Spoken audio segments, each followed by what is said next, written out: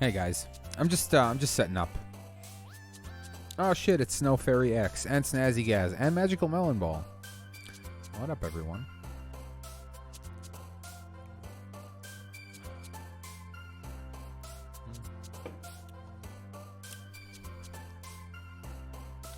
That's good to hear. No Maratica.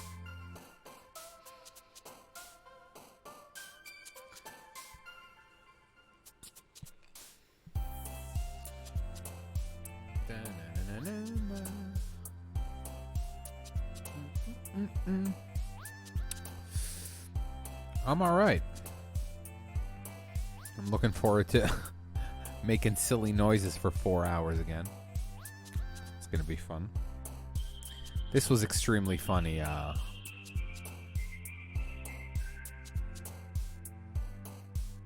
hold on, guys.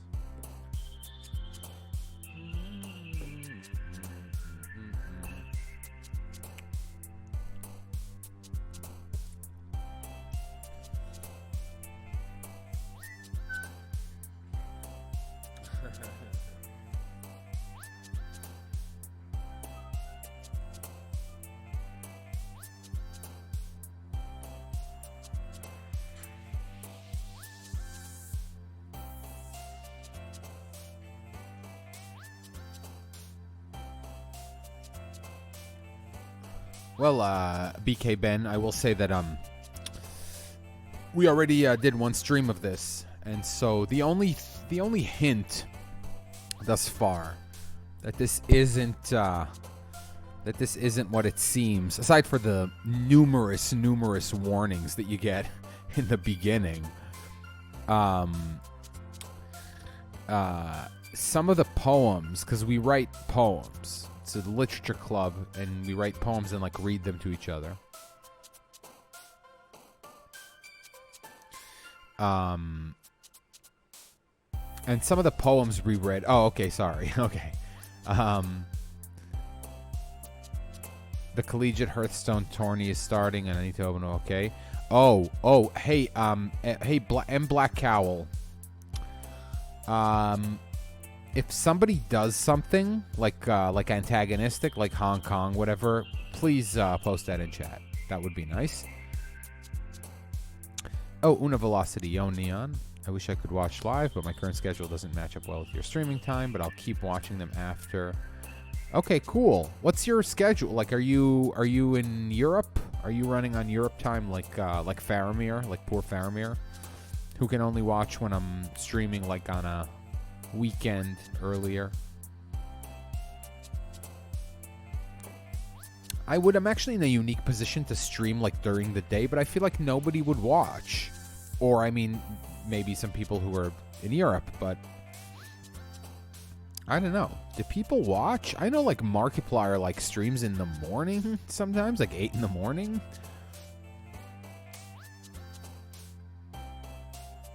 I don't know.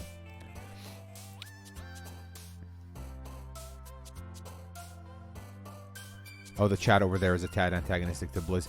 I wonder if somebody in the competition does something, that would be pretty awesome.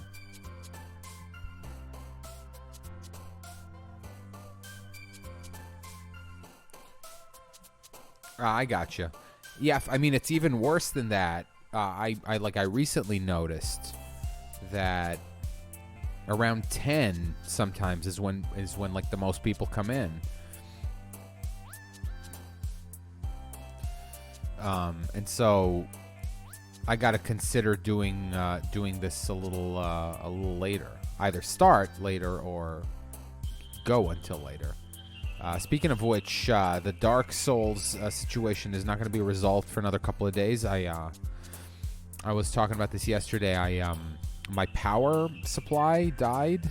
I thought it was my laptop's power supply that died, or that was broken. And so Dell sent me a new one, and it also isn't working, so they're going to have to come replace my motherboard. Luckily, my computer has a USB-C charge port, and I went and I got USB-C charger, and that does work. Otherwise, I would have been fucked. I would have had no computer for like 4 days. Because the original chargers are not being recognized by the computer. And I guess according to them, it's a motherboard. I mean, it's not a motherboard issue. It's a issue with the socket, but it's, you know, how everything now is. You no longer like unsolder a battery port and like solder in a new part. You go to Radio Shack, you buy a new battery port for your motherboard and solder it in. I miss those days, man. You know, after the EMP hits, we're gonna go back to those days. So keep up with your soldering skills.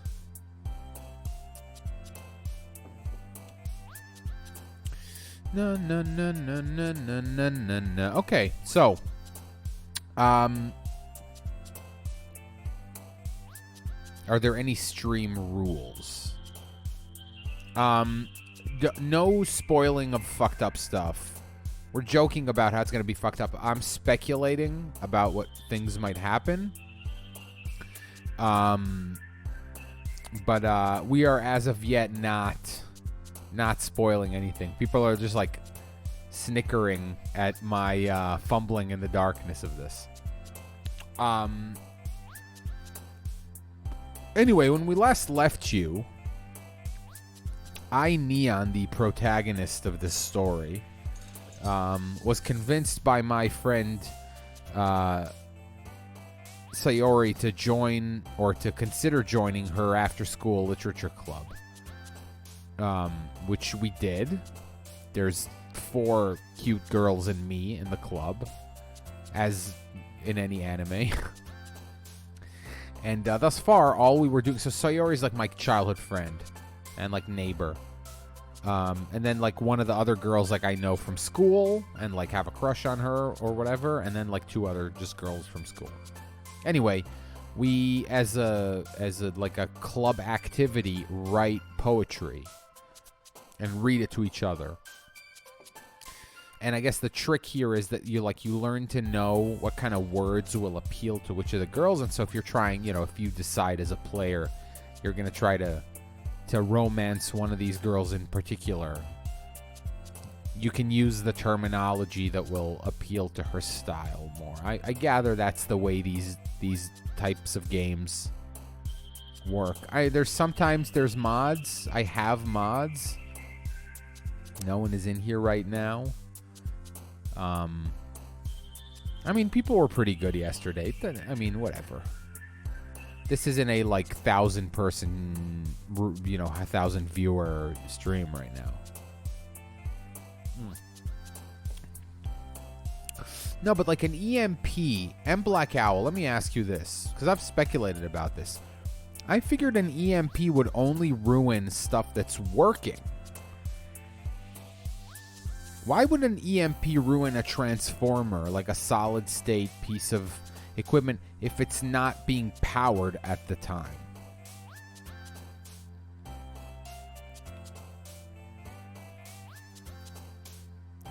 Like, I figured any electronics or whatever that were just off at the time would still work if you turn them on after the EMP. No? I mean, how strong is this electromagnetic pulse that it's able to ruin electronics that are off? Like, it affects the electromagnetic... I don't know. You tell me. I have no clue.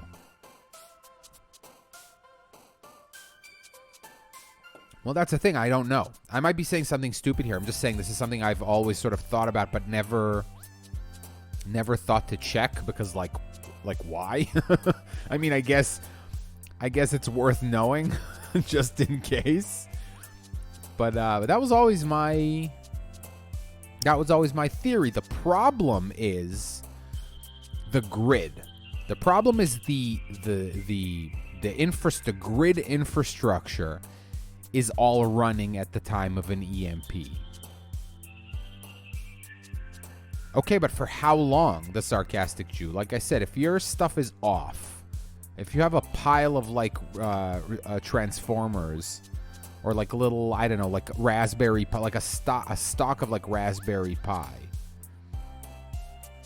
and they're off. They're in boxes in a warehouse, and an EMP hits, and like a week later you go pull them out and connect them to a generator. That's what I was saying. The problem is the power grid is all running, and it's all running on like sophisticated electronics. So knock out your entire power grid infrastructure, and so you can't power stuff. But like if you hook it up to like a gasoline generator,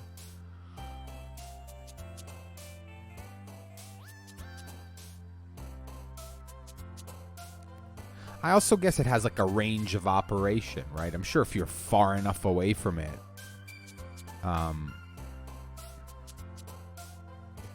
but it has enough. They induce current in wires, but how? But like, what is the area of effect?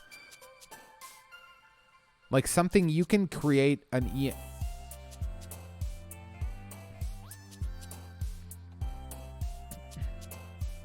So it's discharging enough electromagnetic energy. Like if you detonate like a nuke in the atmosphere, which is how you generate an EMP, I gather.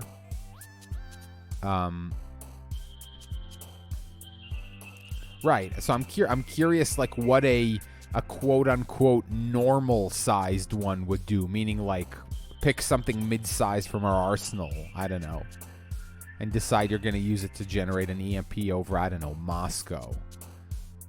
For every time you double the distance, you cut down. Yes, that the inverse square law. I know it governs the expansion of such thing, the propagation of EM waves. I know this because I studied some acoustics. And the same shit applies there too, because nature. Okay. I came here for poems, not physics class. I have a confession. You're not gonna hear it, but I actually wrote a fucking poem because of this game. Like I was just sitting around and I thought to write a fucking poem and I wrote one. I might like put music to it and turn it into like a song. I guess you could think of it as song lyrics as well. But yeah, man, I don't know why. Like just reading a bunch of poems, I was like, I got an idea. This gave me an idea.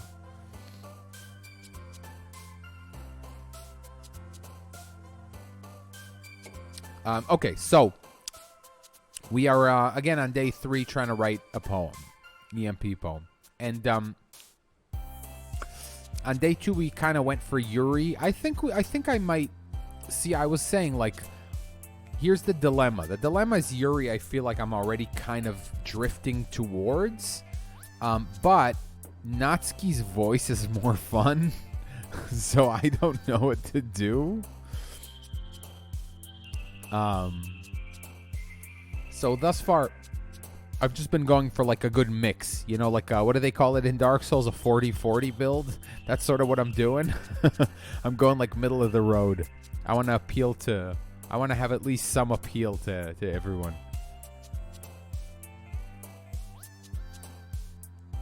But isn't there a way, Sarcastic Jew? I always remembered somehow that there was a way to to do it where it was just an EMP.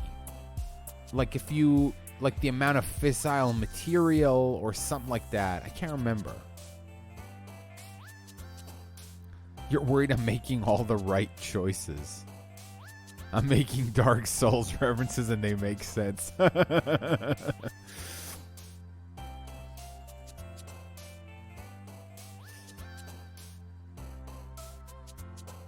Interesting. Okay, Magic Melon Ball.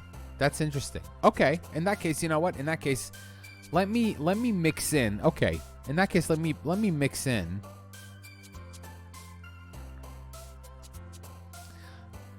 I'm gonna mix in a couple of like really weird ones. So I'm gonna go.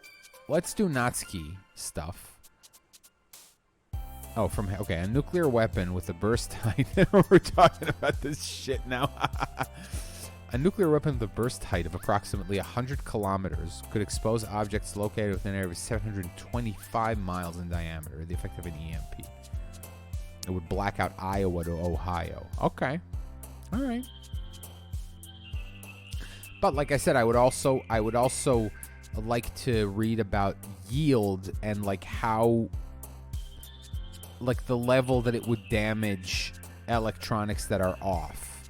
And also, what kind of electronics? Because I assume the more delicate something is, the smaller it is. Like microchips with like tiny, tiny micron gate space are a lot easier to fry with an EMP than like an old 1980s transistor radio chip that's like way more robust just because it's old and they couldn't make shit that small, so they made it big and robust.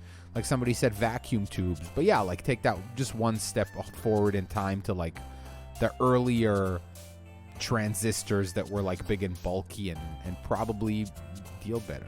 Doki Doki Nuclear Physics Club. Okay, let's do it. So, here, I'm going to go massacre, just randomly. And Yuri loves the word massacre. Amazing. Parfait, obviously, Natsuki likes parfait.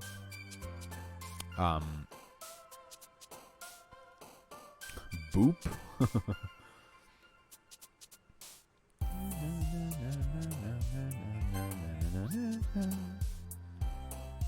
Sticky. Okay. Death.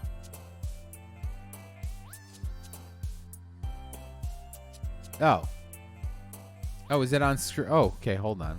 That's weird. How do I make these go away? How do I turn the Steam notifications off?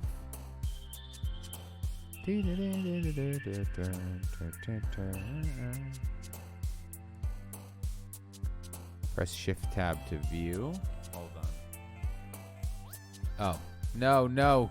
I don't want you to see my stuff. Okay. That doesn't matter. It's just Neontaster. Graveyard. Okay, now I can go some more like other things. Warm. I don't know. Crimson. Agonizing.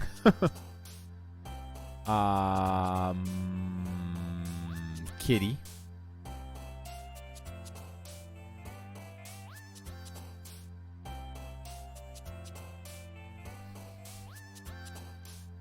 What settings did it have? After image. Where is that? No, that was the previous one. Disaster. You're going back to just saying just Monica. Inferno. I don't know. Lollipop. Incongruent. Oh, right. She likes long words or whatever. Pink. Bunny. Extreme. Kiss. Depression. Ooh. Sayori jumped a lot at depression and death. Is 8 p.m. too late to order Grubhub? No. But on the other hand, I'm extremely anxious about food. So I'm not the best person to ask.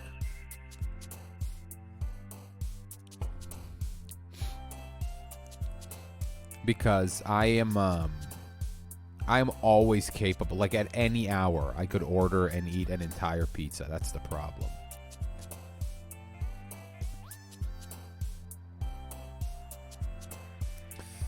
Okay. Giggle. All right. So.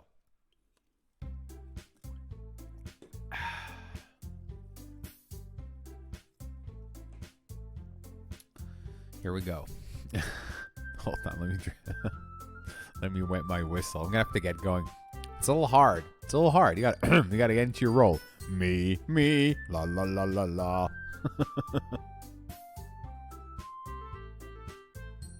Do some like a vocal warm up. You don't even remember the voice except for Natsuki. Well, Monica has like a British, like an annoying British voice, and Sayori just has like an obnoxious. Not really Valley Girl, but yeah, British in quotation marks. I mean, I'm not really trying. Yes, Monica Doubtfire, exactly. Hello! I'm the last one here again. Don't worry, I just walked in too. Were you participating? Oh, were you practicing piano again? Yeah. You must have a lot of determination. Starting this club and now picking up piano? Well, maybe not determination, but I guess passion. Remember that the club wouldn't be here if it wasn't for all of you. And I'm super happy that you're all willing to help out for the festival, too.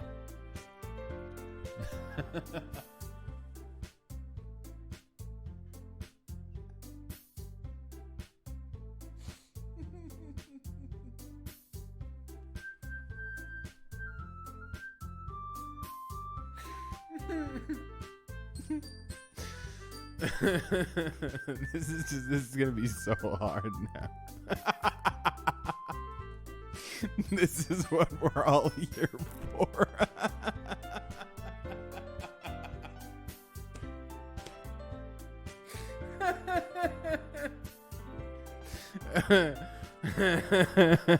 Okay, hold on. Yes, I need a minute.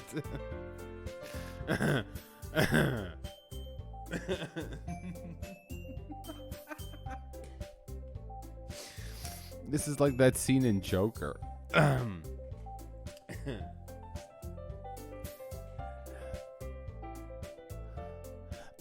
can't wait for the festival. It's gonna be great. Eh? Weren't you complaining about it just yesterday, Natsuki? Well, yeah. I'm not talking about our part of the festival. But it's a whole day of school where you get to play and eat all kinds of delicious food. You sound a bit like Sayori all of a sudden. Monica, did they usually have fried squid? Squid? That's a pretty specific thing to look forward to. Oh, come on. I was just reading a manga and it had some tentacles in it. Never mind. Are you saying you don't like squid? You, of all people? Yeah, I didn't say I don't like it. Besides, what do you mean by you, of all people? Because it's right in your name. Half of the time, Natsuki sounds like Popeye. Well, blow me down, Monica.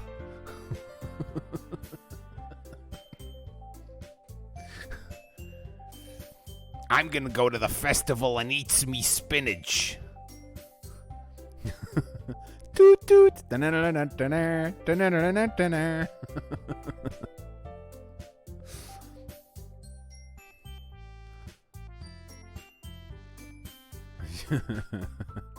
She's starring in the King's Speech. Monica? What? I don't get it. Huh?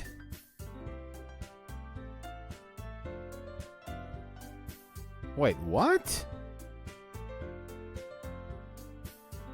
Is this a pun in Japanese? Did they pull a fake "this is a pun in Japanese"? Yeah. That's really funny, because like I said, this game isn't Japanese. It's pretending to be Japanese. A Julia Child vibe, yes. Woohoo! I prepared a pie. Yeah, there you go. It's a fake Japanese pun. Bravo. Bravo to this game.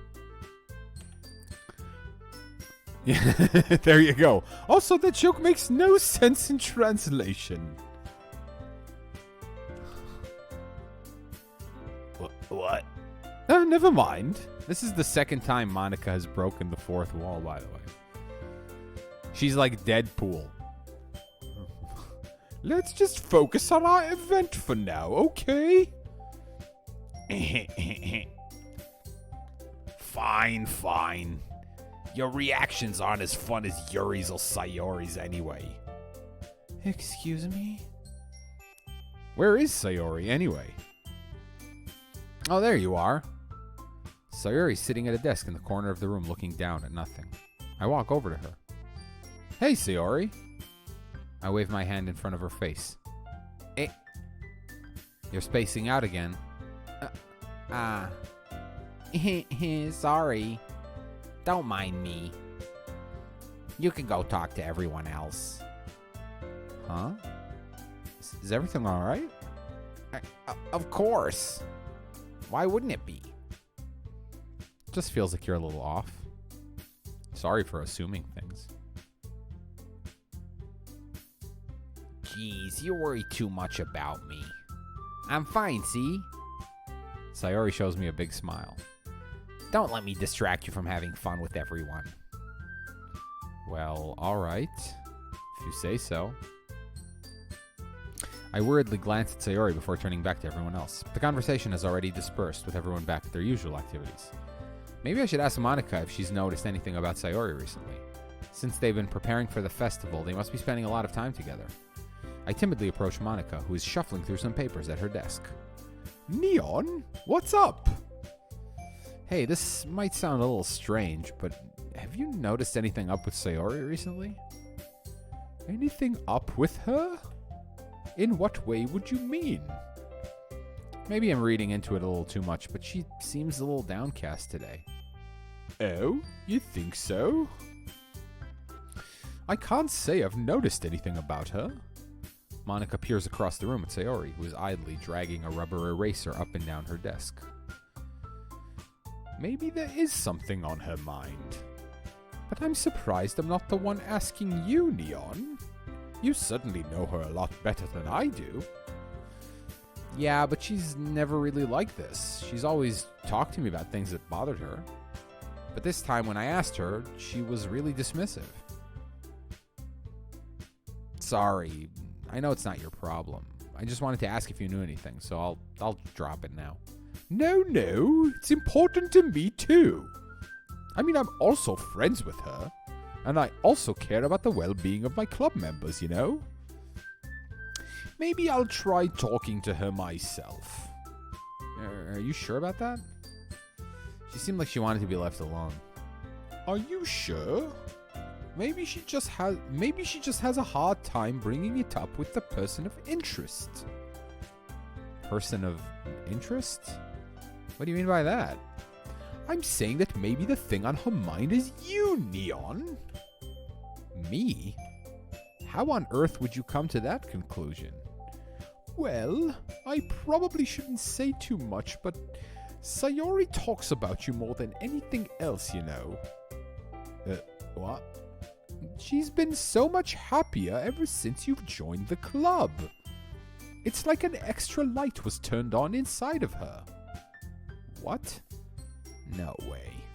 Sayori is always like that. She's always been full of sunshine. It's not any different now than it always has been.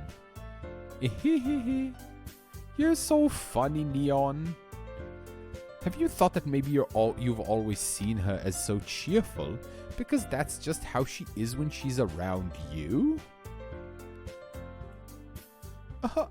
I said too much. I'm sorry. What do I know anyway? I didn't mean to jump to conclusions, so you should just forget about what I said. I'll try to talk to her, so try not to think about it for now. Alright. Monika smiles meaningfully. I know she said to forget about it, but I already know that I won't be able to get her words out of my head. Monika stands up from her desk and walks across the room to where Sayori is sitting. I watch her kneel down next to Sayori and gently talk to her, but she's keeping her voice so quiet that I can't hear her from here. I sigh and sit myself down. I know Sayori told me not to worry about her and to have fun with everyone else, but that's impossible to do when she's behaving like this. Exactly how much do I care about her that I'm letting this weigh me down so much? Now it feels like I'm the one behaving out of the ordinary, but there's nothing I can do besides wait for Monika. Why does it feel like I'm being watched? I glance around the room. Suddenly I notice Yuri peering at me from over her book, but she looks away just as quickly and with a flustered look on her face. I realize that she won't get anywhere like this. I've never really seen Yuri approach anyone or start a conversation on her own accord, so I have no choice but to approach her myself. By now it's a little easier for me to do that. I stand up from my desk to sit next to her own. I didn't mean to bother you or anything. Relax, you didn't even do anything. I could tell that you wanted to be alone with your thoughts. Alone with my thoughts? How are you even able to tell that I was thinking like that? Well, it's something that I do a lot. So it wasn't hard for me to spot based on your posture and expression. Not that I was staring or anything. I didn't do anything creepy like that. In any case, I guess you were right. I'm sorry if I caused you any concern. Don't apologize. Your troubles are Your troubles are only the concern of those who willingly share in that concern. Of course, there are certainly those who find the most comfort in keeping to themselves. But if you would prefer to share what's on your mind, then I would be glad to listen. It's not that big of a deal. I was just feeling a bit uneasy about Sayori. Sayori? Yeah, she seems a little off today, but when I asked her about it, she didn't want to admit it to me. So I can't help but wonder if something happened to her. Oh? That's quite romantic. Sorry. I didn't mean to say something stupid. It's not that. I just didn't want you to misunderstand. Sarah and I have just been friends for a long time, that's all. I see. Then perhaps it is unusual for her to be so dismissive to you about her feelings. Or maybe I'm just reading about it a little too much. Neon, the world is full of meaning, often hidden deep beneath plain sight. And there are many untold mysteries behind every person, no matter how well you may know them. I don't know everything, but I know what I know.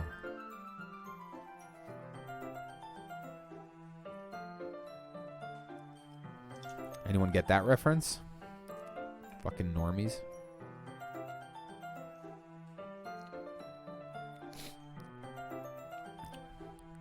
Oh, it's Livlin. There you go. I can say it in Japanese too. I felt like I was getting into a bake kind of thing. I could call them.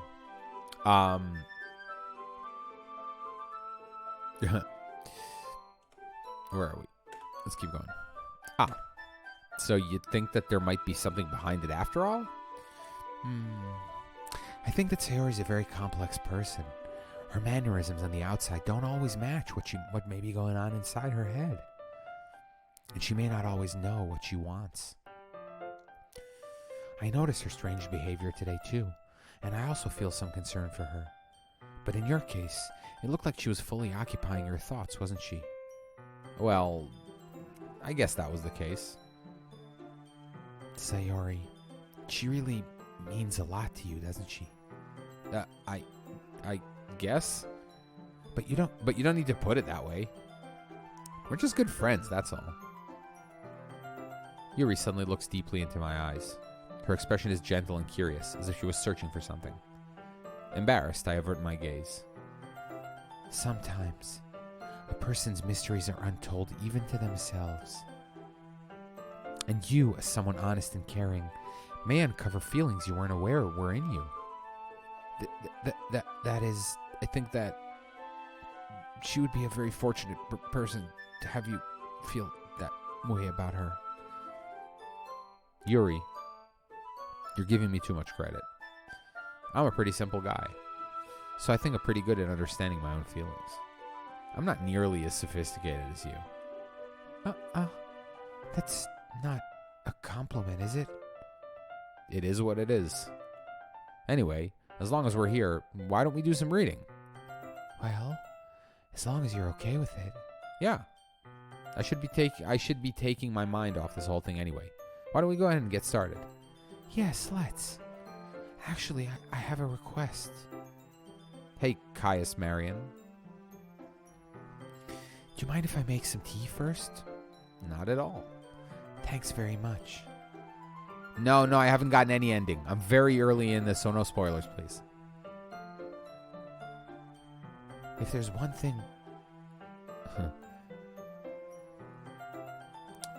If there's one thing that can make my reading time here any better, it's a nice cup of tea. Not to mention for yourself as well.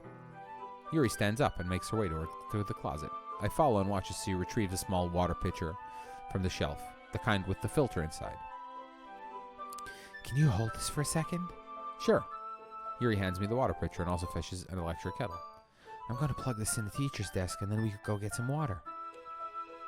She walks past me and settles down at the key. Uh-oh. Is she going to get electrocuted to death or some shit like that? I simply watch her movements. To my surprise, the way she moves really contrasts her speaking. Especially because of her long legs, Yuri appears elegant and methodical. Okay, may I have the water pitcher? Thanks. I'll be right back. I might as well walk with you. Yeah, why not? Shall we go then? Yeah. Where are you two off to? Huh? We're just... Yuri's gonna make some tea, so... I suddenly realized how weird it sounds to explain this to Monica. We're just filling the water pitcher. Ah, okay. Sorry, I was just a bit curious. That's kind of a one-person job, isn't it? That's... Monica, please mind your own business for once. Or do you want to tell me there's something wrong with helping involve Neon in club activities? My mouth gapes. I suppose there's nothing wrong with that. Then let's go, Neon. Yuri quickly exits the room and I follow. Hold on.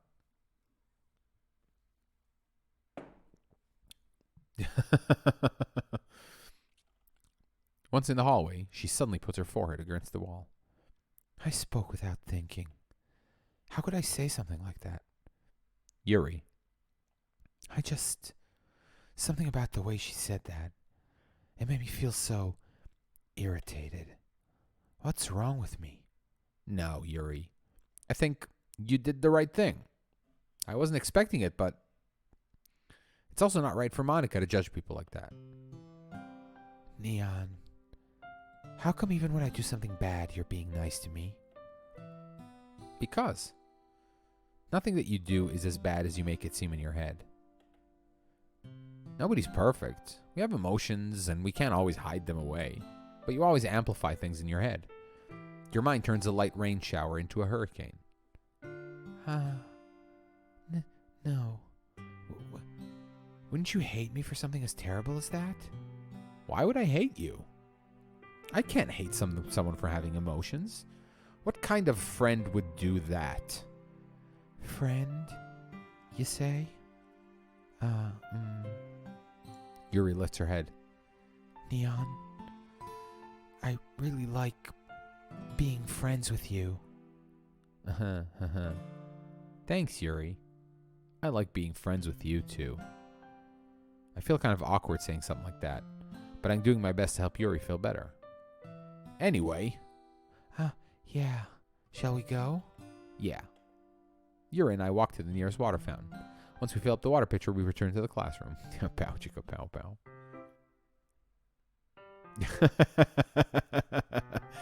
25k salvage says, actually, climate change turns a light rain shower into a hurricane. It's very funny. Go get the water, weirdo. Hold on, guys, 1 second. I just gotta go to the bathroom. Give me 1 second.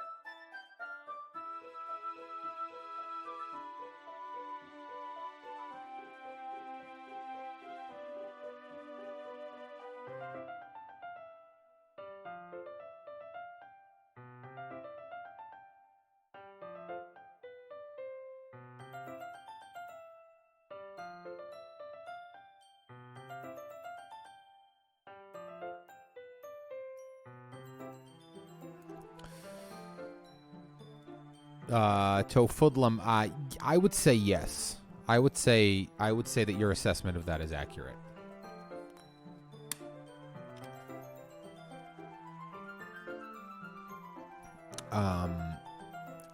Because why not say Israelis?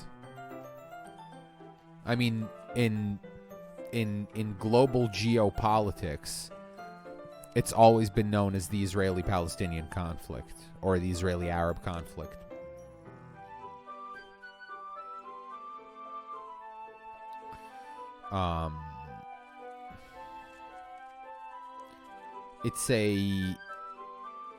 I would say, if you want my assessment on it, because again, there's always this like, oh, it's anti-Semitism. I wouldn't jump to that conclusion, but saying it like that is rooted in the sort of implication that there is an ideological stream within Israelis that is like somehow like an extremist minority that's like steering the ideological debate, and that's just not true. A lot of things that American politics like blames on Netanyahu are actually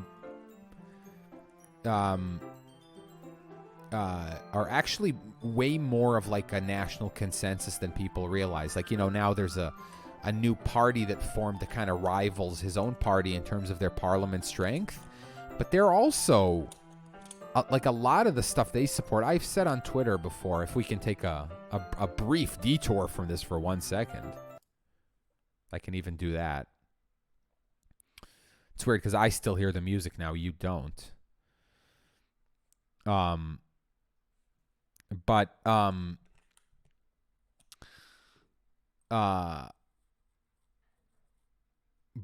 like I said, a lot of the things that like that Netanyahu's party Likud believes in terms of like the conflict is also this other party. Their voters also believe it. A lot of the people, Netanyahu lost a lot of votes because of his like personal corruption problems. It wasn't an ideological shift. It's not that people moved away like right after 9/11 when the second intifada started and like people were dying in bus bombings again and stuff. There was like a major ideological shift rightward. Like meaning people who voted for like, imagine if like a lot of people who voted Democrat and like even in local elections like voted for Democrats and stuff like became Republicans. Like that's, and many people. That's the sort of equivalent. But this isn't that. The Likud is losing votes because of people's personal problems with that party, not problems with their ideology. I know. Hold on. We were Kai versus Mari versus Kai vs Mari vs. I don't know what that is. We were talking about like nuclear explosions and EMPs and stuff before. This has been a very eclectic stream. Yeah, just Monica. Oh, it's Latin.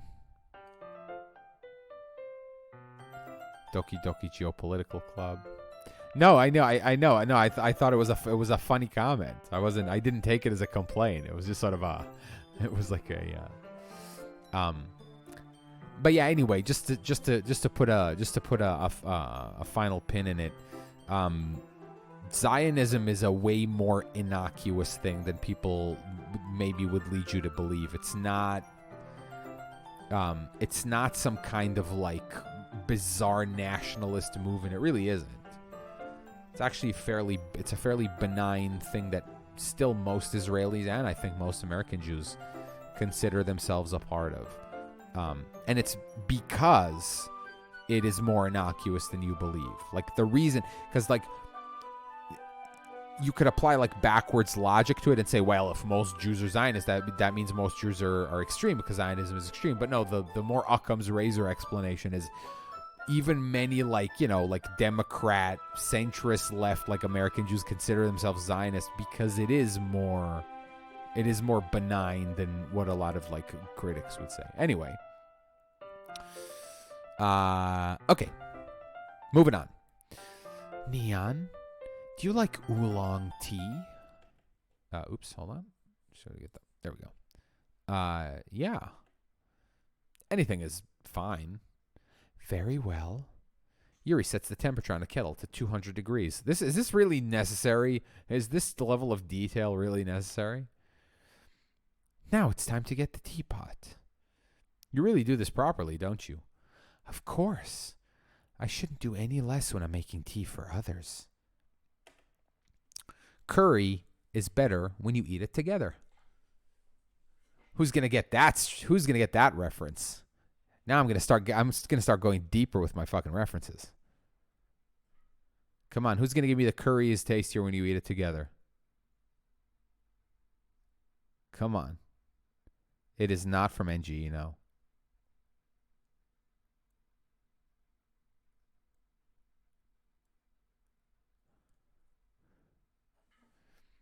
Nah, see, there's not enough people in here. No, it is not from Toradora either. Nah, come on, 35 people. I don't know if I would nail someone specifically in these 35 people who happens to know what this is from. It's from Mawaru Penguin Drum. Penguin Drum. You're too stoned. Nice. Oh, I forgot to turn the music back on. There you go. Thank you, somebody. All right. So, even if I'm not an expert on tea or anything, she's going to be like, my wife, she likes tea from the store. I like that gourmet shit. This is a pretty fucking good glass of tea, Yuri. Yo, Vincent, you try this glass of tea?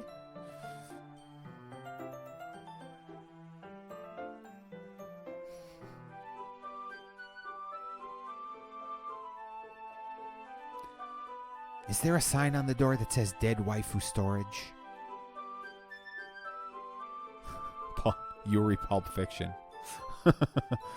I have a feeling this is going to get very Pulp Fiction-y soon. No, not that. I said dead waifu. I thought dead waifu storage.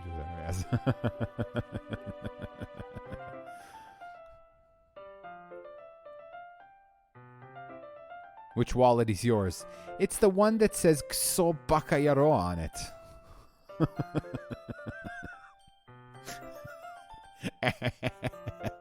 Anime Pulp Fiction. Oh my god, I love riffs like this. This is what I live for. Anyway, even if I'm not an expert on tea or anything, in that case, you'll only be even more impressed. Well, perhaps I will. Yuri fetches the teapot and begins measuring the tea leaves. To my surprise, she even starts humming a little to herself.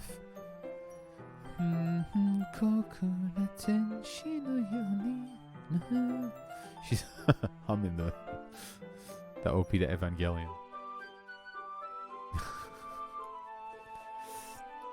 NGL. If I get, by the way, I know the words to it. I can sing that song in Japanese, and I will gladly do that for 5,000 bits. It's just gonna ask for some ridiculous large sum.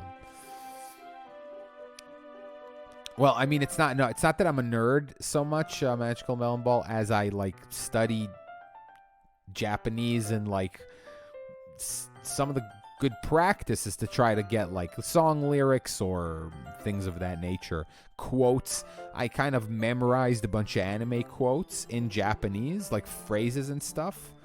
Have I seen the Dark Souls Eva intro? No, I have not. Okay, anyway. You must be in a good mood now. Oh, is that so? I was letting it show. It's not that I'm a nerd, it's that I study Japanese. That's very... I walked right into that. Oh, I do that, Magical Melon Ball. I will get mad at the translation for being inaccurate, which is truly the sign of becoming a language snob. All right. and you noticed. I was doing a bit of thinking, and I decided that I would try expressing myself a little bit more. Turns out it's not very hard for me to do when it's you who's around anyway. Ah. So, again, I'm thinking out loud, so don't spoil this, but is the fact that I tailored my poem, yesterday's poem, to her tastes influence her behavior now one day after that? Meaning, like, if I, in yesterday's poem, again, don't answer this, I'm just thinking out loud. I would have, if I would have tailored my poem more to Natsuki, then would Yuri behave differently? I don't know.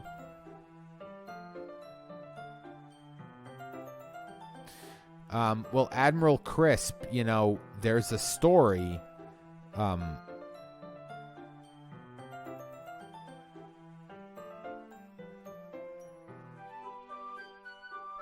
Yeah, well, the localization and the subtitles are not the same. Yes, that's how visual novels work. Okay, no, but I was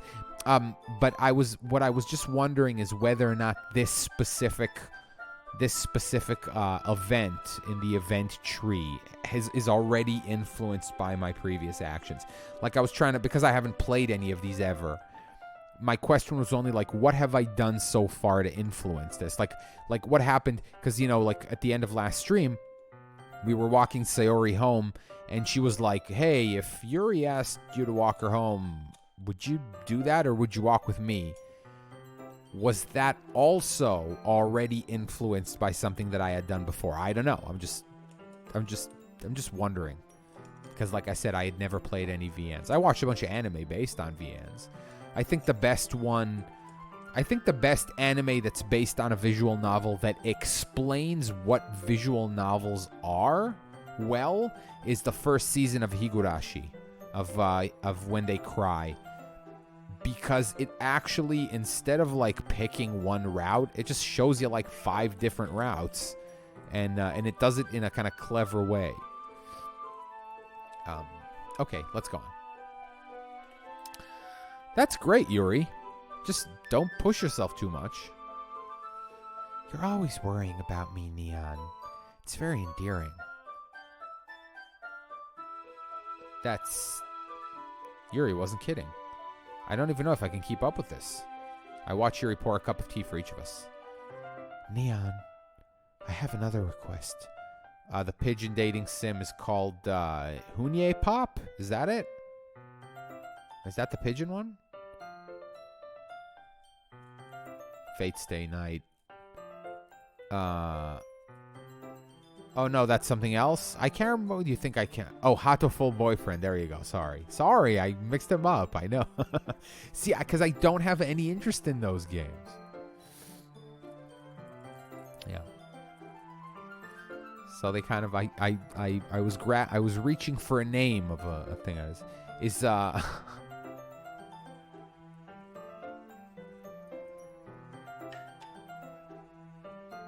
Oh, is it? That's very funny. It's a dating sim, but with pigeons. Well, I mean, we're having fun. As long as we're having fun, right? No, yeah, Hunye Pop is like more porny, right? I think I remember.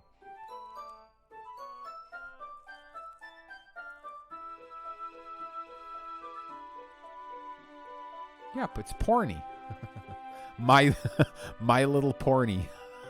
Is there a parody called My Little Porny? Because if not, somebody get on that. Okay, Neon, I have another request. Do you mind if we sit on the floor today? Ooh, why's that? It's a little bit easier on my back. I can read with my back up against the wall better than bending over at my desk.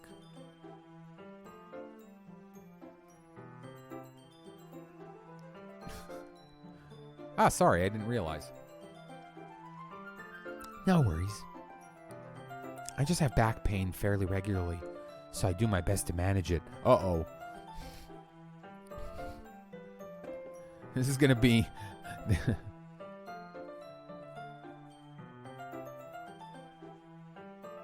It's a hashtag on Twitter, My Little Porny. That's hilarious. Well, I mean, it's not like bronies are into porn.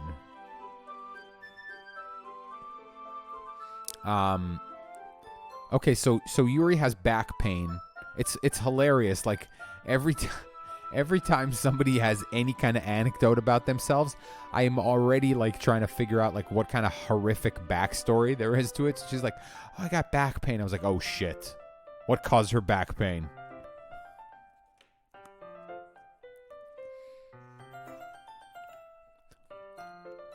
Is that so?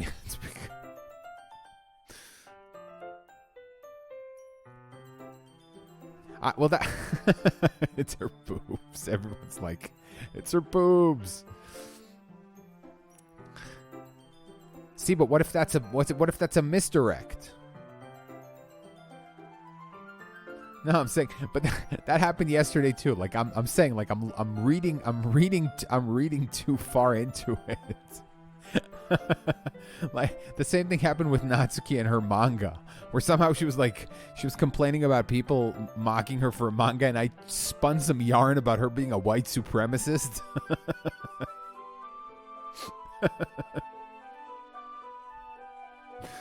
White power.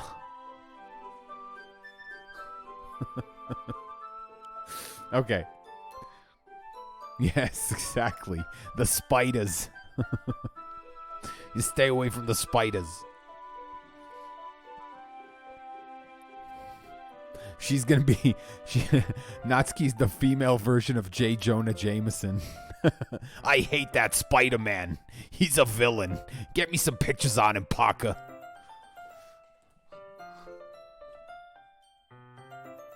A bachyectomy.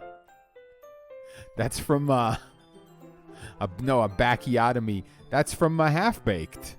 Doctor said I need a bacchiotomy. That's like what's his name says that? The rapper who buys like weed by the wheelbarrow full.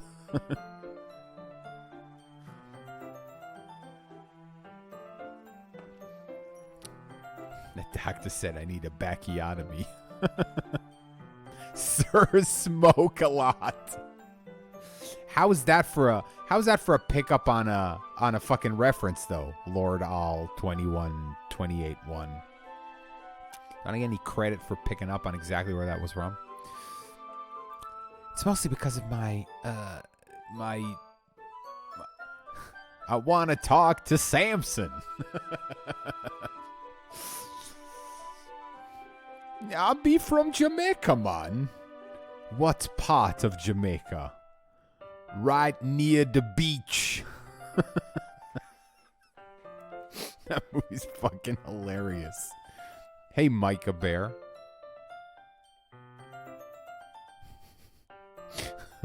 Yeah, Cuban. Yes, Cuban B. When I was in college, I had a friend who was a singer for a band called Cuban B.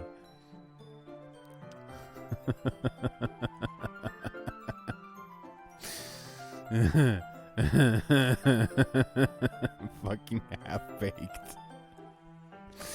Oh, man, that movie's so good. So good. Oh, hold on, guys. 1 second.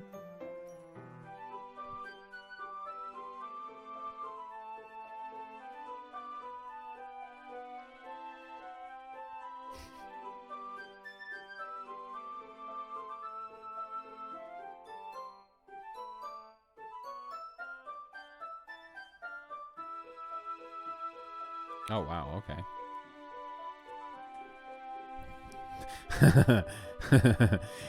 You ever play Doki Doki Literature Club on weed? It's some crazy shit, man. Man, there's someone hiding in the closet, and they're like, look, they're right behind there. Anyway. Really, Magical Melon Ball? I think it still holds up. I think you can watch that and laugh heartily for like 2 hours.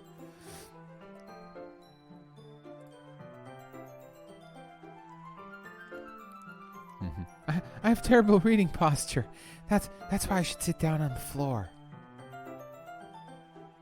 Does it not hold up? Is it just my nostalgia glasses? I think the jokes hold up. I think the jokes definitely hold up. There's like stylistic things in it that are like super 90s, but playing this game high would be a trip. Oh, I'm sure. A bad trip. If where we're going is any indication. Okay, anyway. Horse was Buttercup! Buttercup!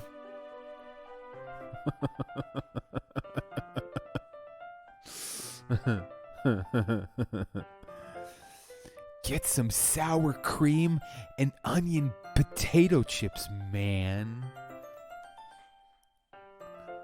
You can just keep going all day, yes. The guy on the couch. Okay. I'm just gonna like skip by some of this unimportant stuff. Okay. Oh, I have some chocolate as well. It's a bag of small chocolate. Blah blah blah. Okay. All right. We're having candy.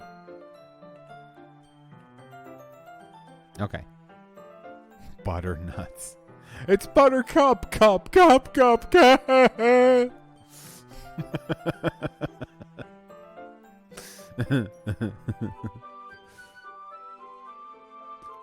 You're a cop killer.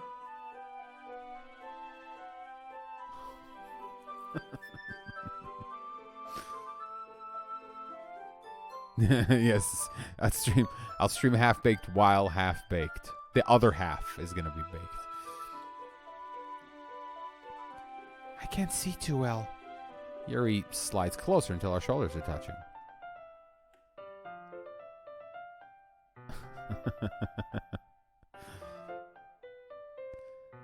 How am I supposed to focus on reading like this? Yuri's on. Okay, well, she's being less apprehensive. Okay. Your teacup. Yuri hands me my teacup. Holding it with my hand, just that's not holding the book. I end up in a position that makes it even harder to focus.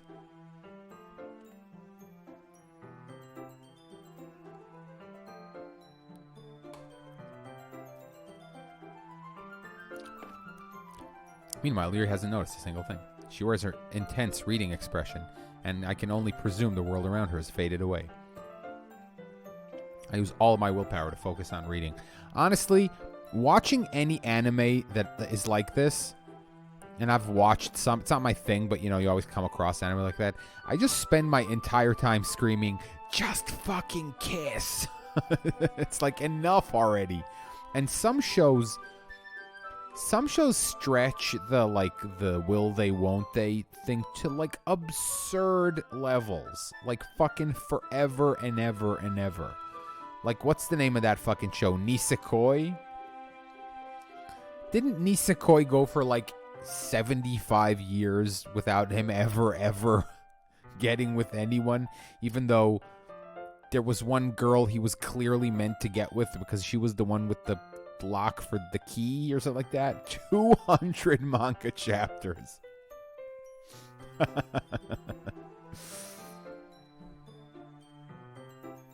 Okay. After a few minutes, I finally managed to relax a little. I put the teacup between my legs and fumble with the chocolate wrapper. Oh, Inuyasha. Yeah, see there. There you go.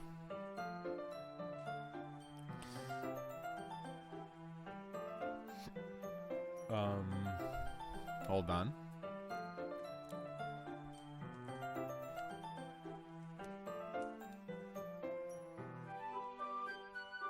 See, I like a good romance that like materializes. Eureka 7. Even fucking Robotics Notes. Robotics Notes had a greatly paced romance. Even Steins Gate kind of did.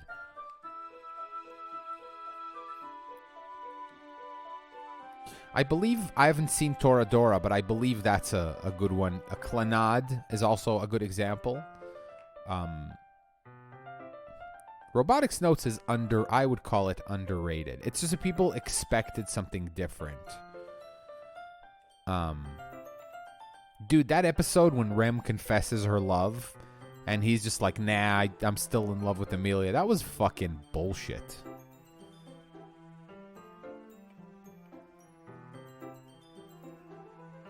That was, I don't think I've ever been, I'm not a shipper. I've never been disappointed by like, the characters I wanted to end up together didn't end up together.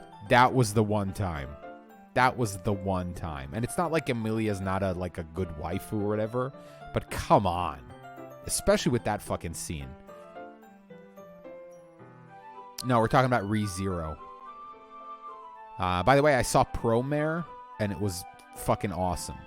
Like, you're gonna, I'm sure it's hard to watch because it's not in wide release and stuff, but if you end up managing to see Promare somewhere, you're gonna have fun. Clannad makes you depressed. After Story makes you depressed. Clannad is fine. After Story is where your heart gets torn out and stepped on with a stiletto heel.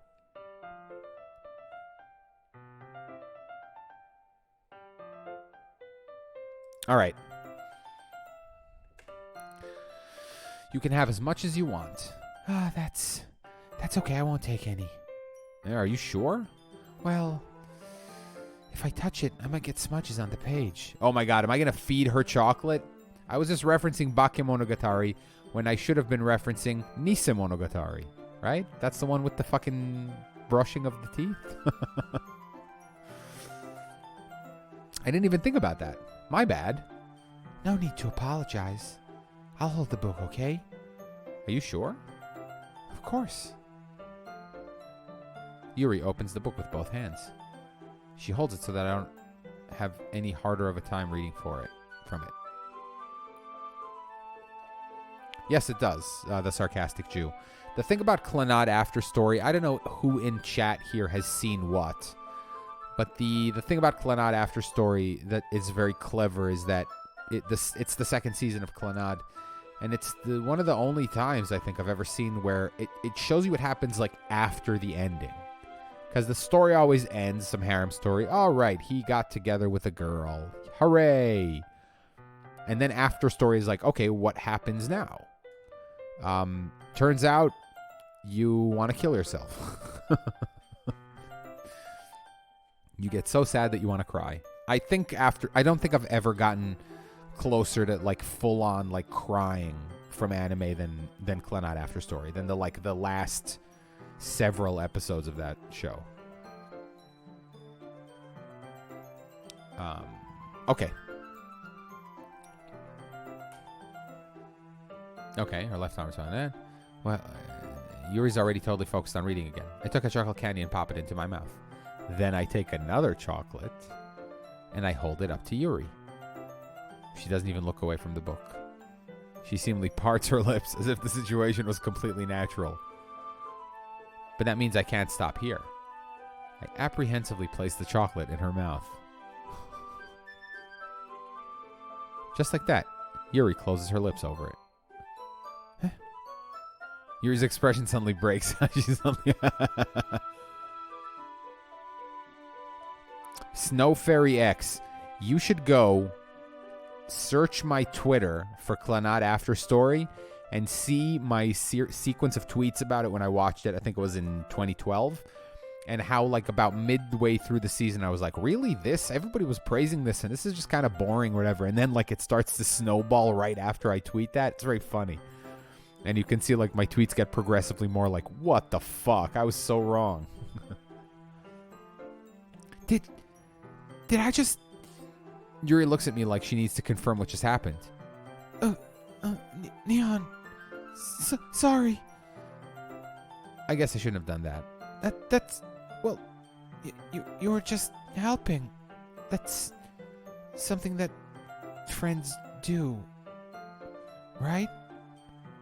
I mean, not really in this kind of context, but yeah. That's all it was. Yeah, then you don't need to stop or anything. I see. The situation has gotten really tense. Yuri tries to return to the book, but I can tell just by her expression that even she can't focus now. My heart is pounding. I nervously take another chocolate between my fingers. But this time, Yuri's eyes meet mine.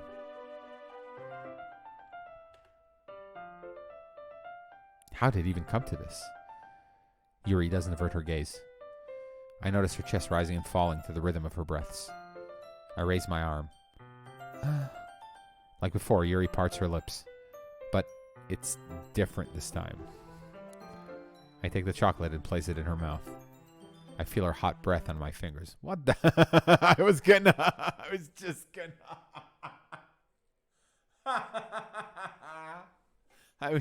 gonna say.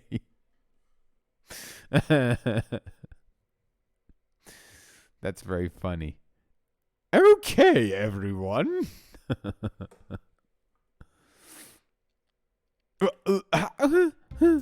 Yuri jolts back. It's time to share poems. Neon, you can help Yuri put away the tea stuff, right? Yes. Yeah, of course. Okay, thanks. The spell is abruptly broken. I'll take care of the cups. Yeah. Yuri picks up the teacup from the floor.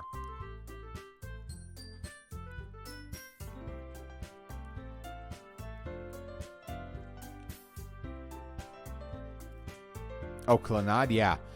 Many of the anime that you know are based off of visual novels. It's probably one of the biggest. It's one of the two, I would say, three. There's three major source material for anime. There's light novels, there's visual novels, and there's manga, basically. And then you got your like occasional mobage or like actual like adult novel, like not a light novel but like a proper novel, like Another or Shiki or From the New World, Shinsekai Ori. All three of those fucking great, especially Shiki. VNs are hard to adapt because of their multiple roots. But it's been done really well before. Fucking, like I said, Steins Gate is still one of my favorites.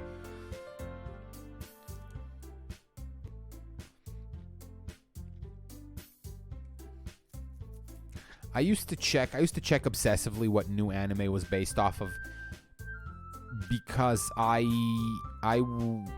used to hunt for like originals, like stuff that's not based on any source material. Because some of my favorite, like, obscure, great shows are like that. Like Velvet Revolutio. No, I can't play Clannad. I don't want to be sad. Although I feel like I'm going to be sad here. I thought fucked up. Like, I think I might have misunderstood, but then... Yeah, sure, studio director. No, I mean, that's obviously that too. But I was just like, I used to be curious. Like, well, what is this based on? Because you can go see what people say about that, you know, whether it's good or not, who worked on the manga.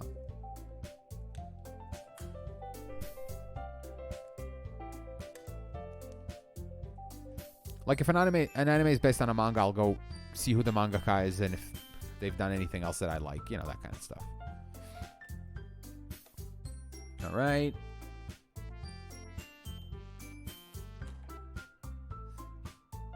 I get the feeling this is something neither of us will have the courage to bring up. All right. Let's go Sayori, because she's in a shit mood. So let's just go for her first.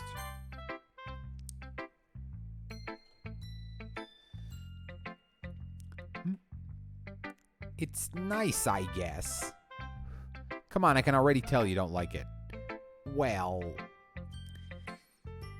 you don't need to worry about what I think. After all, you wrote this for someone else, didn't you? Probably Yuri. Huh? I didn't write this for anyone specifically. Maybe. That's not really what I meant, though. But it's okay. You're making new friends, just like I was hoping. That makes me really happy. And you're happy too, right? In this club? Well, of course I am. Good. That's all that matters to me. Thank you, Neon. Sayori, Is there something wrong? Huh? No, nothing. I'm just a little tired today. Alright. Just tell me if you need anything. I will. Don't worry about me, okay? You can go play with everyone else now. If you insist. Yay. I'm gonna go home a little bit early today. Sayori? Tell Monica I wasn't feeling well, okay? I'll see you tomorrow. Before I can say anything else, Sayori cheerfully walks out of the classroom, humming to herself. She didn't show me her poem. That's weird.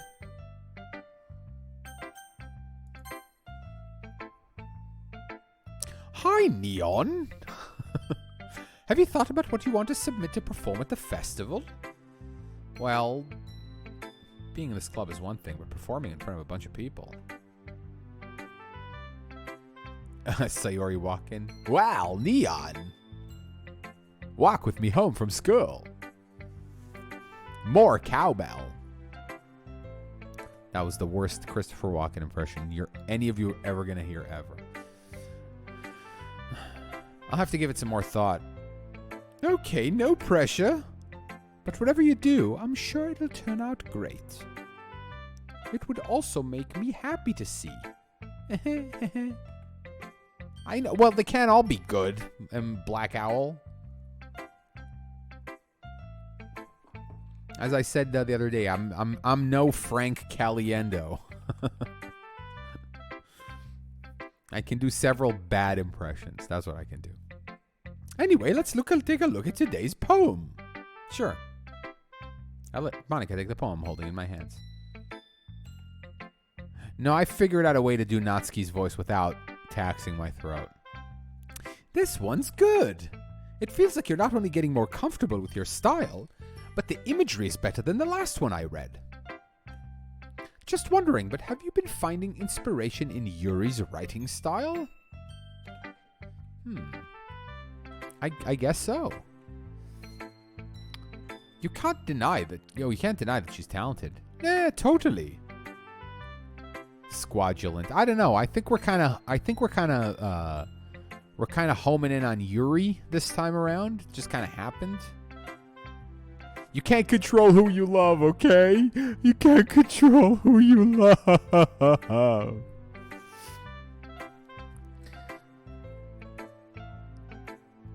I think her poems are the most romantic. That's the best way to describe it. She's like a totally different person when she picks up a pen. Yeah, I noticed that too. And when she's talking about literature, it's like a light turns on inside her. Sadly, it's hard to get much personal conversation out of her. Trust me, I've tried. Who knows what goes on in that head of hers? I hope you don't mean that in a bad way. No, of course not. I just meant that I wish she didn't keep so much to herself. But still, defending her like that, you must be pretty into her. Huh? You completely misunderstood. Calm down, I'm kidding. Besides, I'm pretty sure she's already got a boyfriend. Wait, really? Yeah, a fictional one anyway. Monica kind of whispers the last part to me.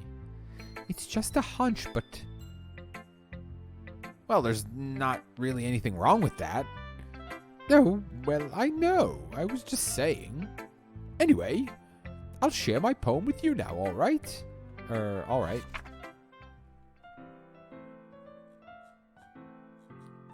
Okay, another one? Another long one? The Lady Who Knows Everything. An old tale tells of a lady who wanders Earth. The Lady Who Knows Everything. Thank you, Lord Owl. 21281. A beautiful lady who has found every answer, all meaning, all purpose, and all that was ever sought. And here I am, a feather, lost adrift the sky, victim of the currents of the wind. Day after day I search with little hope, knowing legends don't exist. But when all else has failed me, when all others have turned away, the legend is all that remains, the last dim star glimmering in the twilight sky. Until one day the wind ceases to blow. I fall, and I fall and fall and fall even more, gentle as a feather, a dry quill, expressionless. But a hand catches me between thumb and forefinger, the hand of a beautiful lady. I look at her eyes and find no end to her gaze. The lady who knows everything knows what I am thinking. Before I can speak, she responds in a hollow voice, I have found every answer, all of which amount to nothing. There is no meaning, there is no purpose, and we seek only the impossible. I am not your legend. Your legend does not exist. And with a breath, she blows me back afloat, and I pick up a gust of wind.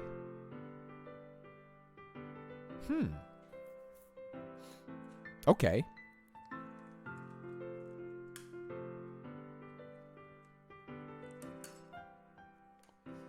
This isn't that dark. I mean, it's a little nihilist at the end, obviously.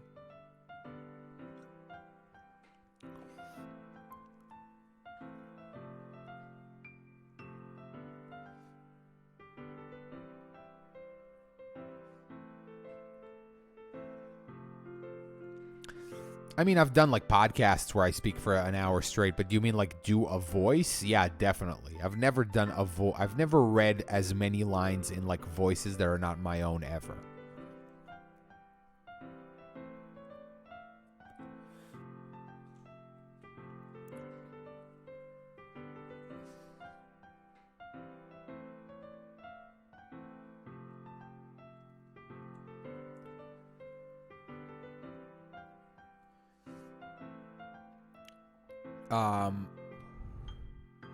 No.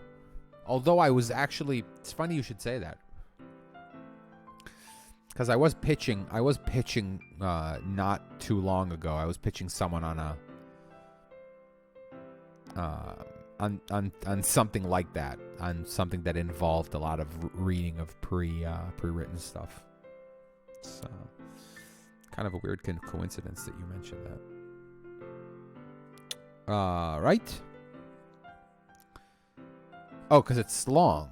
What do you mean? Why does the poem have a scroll? Oh, why does the poem have a scroll bar? That's funny.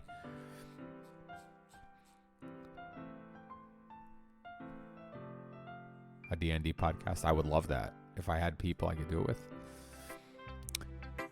You know, I feel like learning and looking for answers are the sorts of things that give life meaning.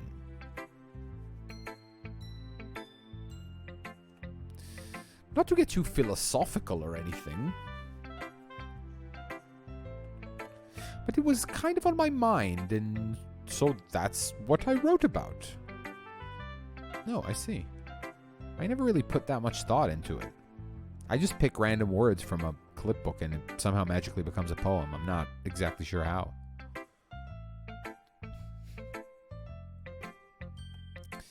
In a way, it's almost paradoxical. Because if we had all the answers, wouldn't the world start to lose its meaning? You know, there's one thing I noticed. It seems like everyone in the club prefers writing about things that are more sad than happy. Are you surprised? I mean, if everything was okay, we wouldn't really have anything to write about, would we? Hold on.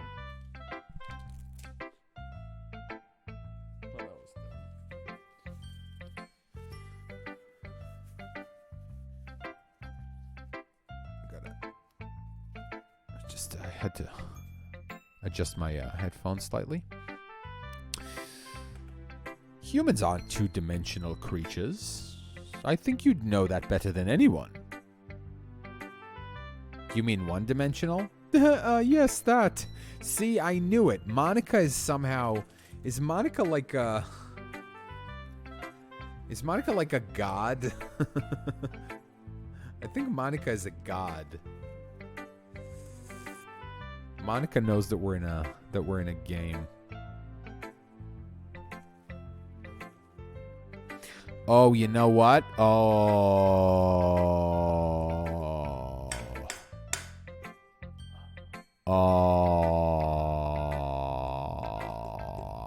I think I figured some shit out. Okay. Nobody say anything. Here's the theory.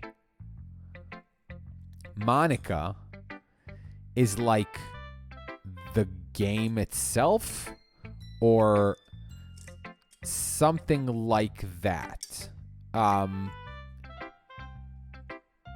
But there will be some kind of scenario in which the game goes crazy. Meaning it's almost like the game is sentient, right? And then it can fall in love with me and become a crazy yandere. That's my theory. That's a pretty deep. That's like Portal. Okay. Of like pulling the curtain back.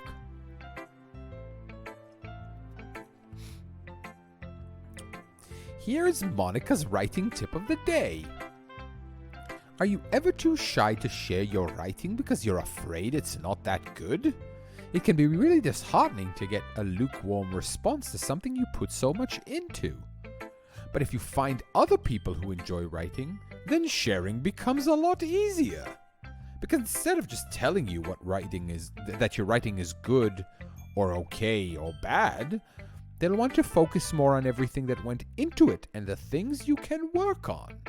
It's much more encouraging that way, and it'll make you want to continue improving. It's almost like having your own little literature club, don't you think? That's my advice for today. Thanks for listening. So I'm going to go Natsuki next because Yuri's the last one. Maybe I'm going to walk home with Yuri today because Sayori is gone. Hold on, I'm going to go refresh my drink. Give me a second.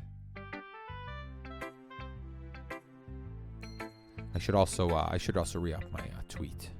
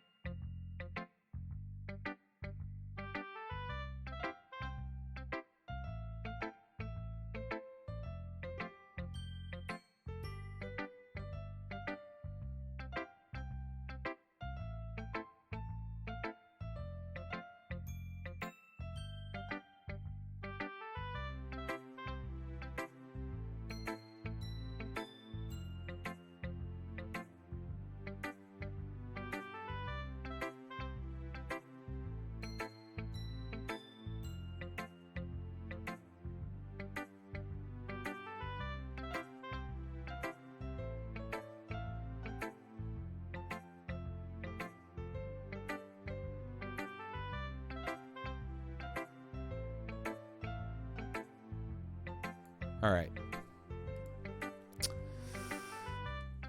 From Sweden, the most Swedish pizza. What are people talking about? I want to say things, but I don't want to ruin things. By the way, Admiral Crisp, your name reminded me of a very funny tweet I read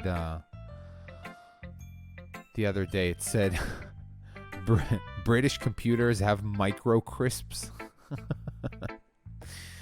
Thought that was very funny. Okay, new viewers, you're here just in time for Natsuki, which, as someone said before, is the reason we're all here. Okay.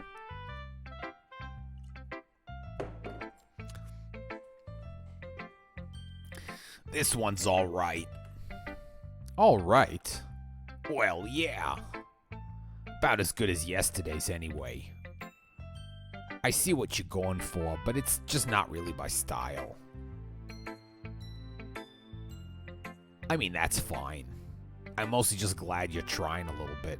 Oh, you know what this voice is? It just hit me. It's fucking, what's his name? Harvey Fierstein? Harvey Fierstein? Is that actor's name? Yeah, it's fucking Harvey Fierstein, I think. He's the guy that's in Independence Day. He's like, I gotta call my mother. It just hit me. It just fucking hit me. My lawyer. Oh my god, I gotta get out of the Hamptons.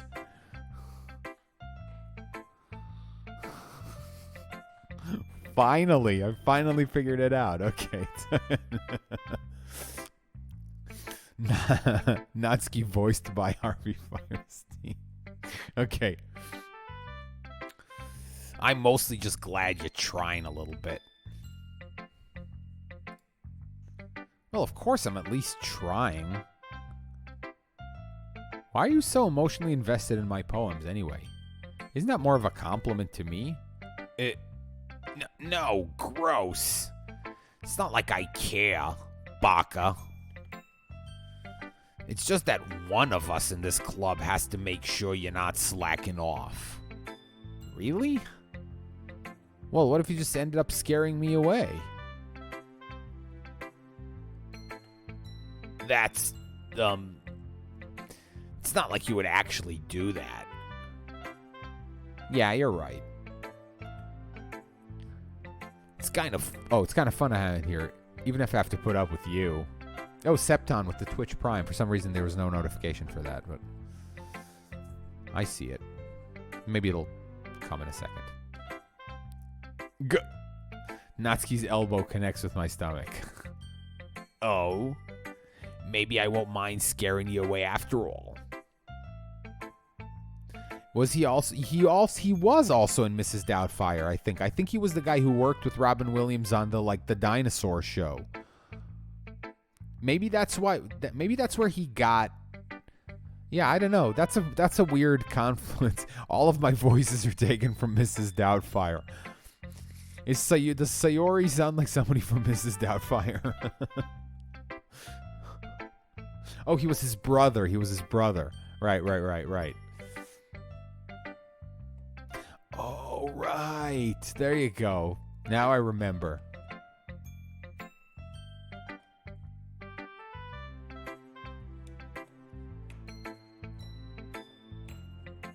Oh, I'm gonna give you a face mold.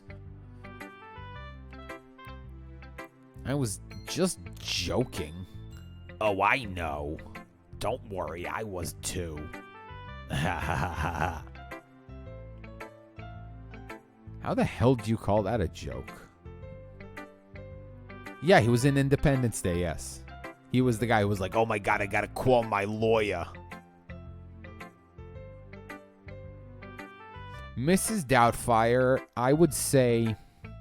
I mean, I watched it 750 times as a kid. I would say it's a really good family comedy. It's a really good family comedy. Meaning, like, you know, if you're out of that demographic now, and it isn't as endearing, I'm sure. But as far as, like, you know, like I said, like a family comedy, they don't really make those anymore that have, like, an interesting premise like that. My Martin Mull impression. Anyway. Anyway. Natsuki holds her poem out to me like nothing even happened. This is the Natsuki music. I like it.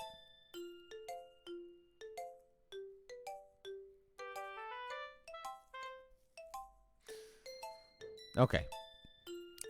I'll be your beach. Your mind is so full of troubles and fears that diminished your wonder over the years. But today I have a special place, a beach for us to go. A shore reaching beyond your sight, a sea that sparkles with brilliant light. The walls in your mind will melt away before the sunny glow.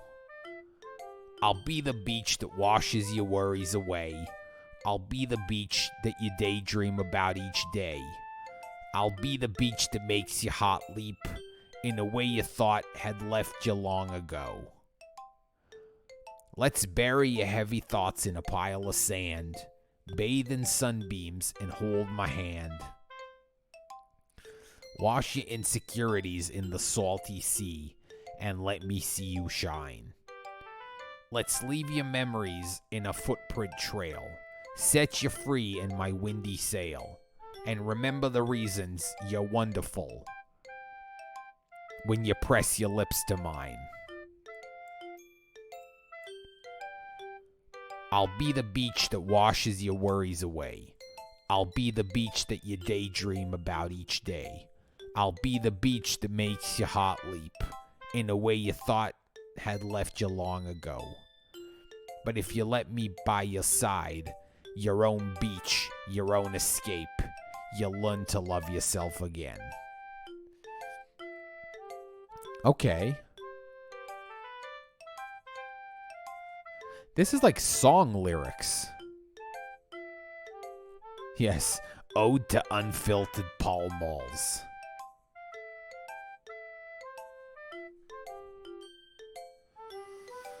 I'm thinking about the poem. The poems today are less communicable than they were yesterday. I'll be a... Give me all of the fucking bits on the beach. Give me some bits on the beach, bitch. Say that 3 times fast. She sells bits by the seashore.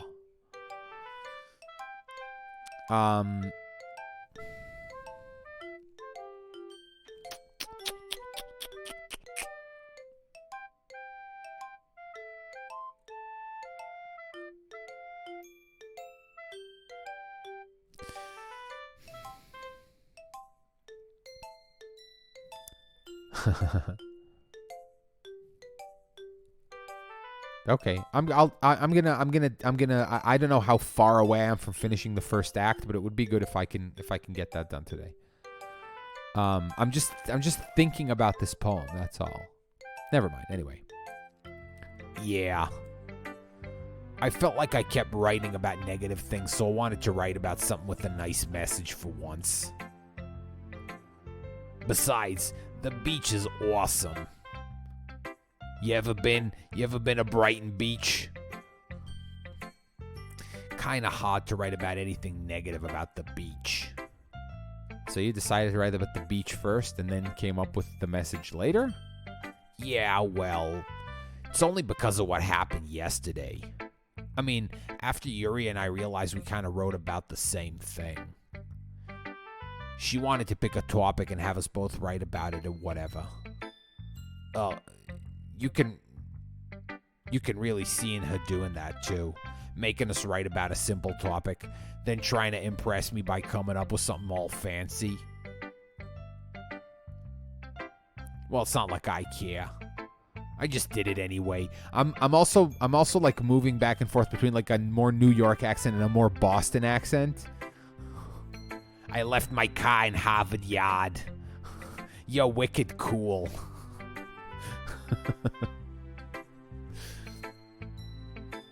I mean, I guess mine ended up being kind of metaphorical too. But there's nothing wrong with doing that once in a while. At the very least, it was good practice.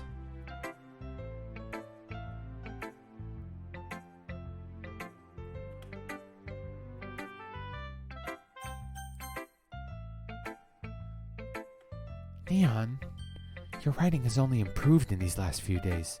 Every poem you've shown me has been nothing short of spectacular. I can really feel the emotions. I'm a little envious even. Yeah, the khakis. The khakis are the things that you use to start your car. You use khakis. I don't think it ever came to me this naturally. Yuri, that's the wrong way to put it. This never did come naturally to me, but I've been able to improve so much thanks to you.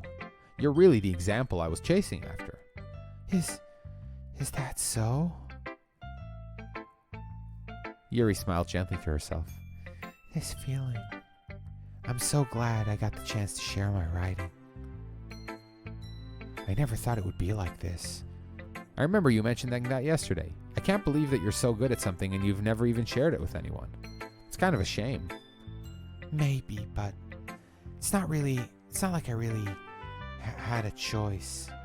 What do you mean? Well, Neon, during lunchtime I eat by myself. Did you know that? It's a great time to find a quiet spot and do some reading.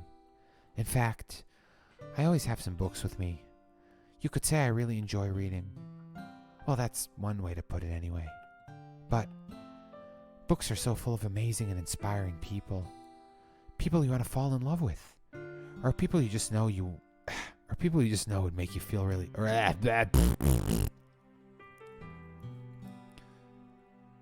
Cut. Can we do this over?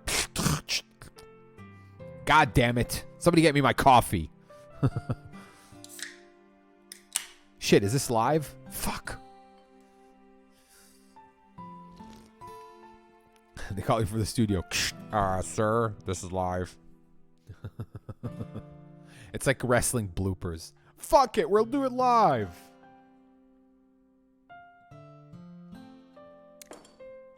Aha, the French champagne.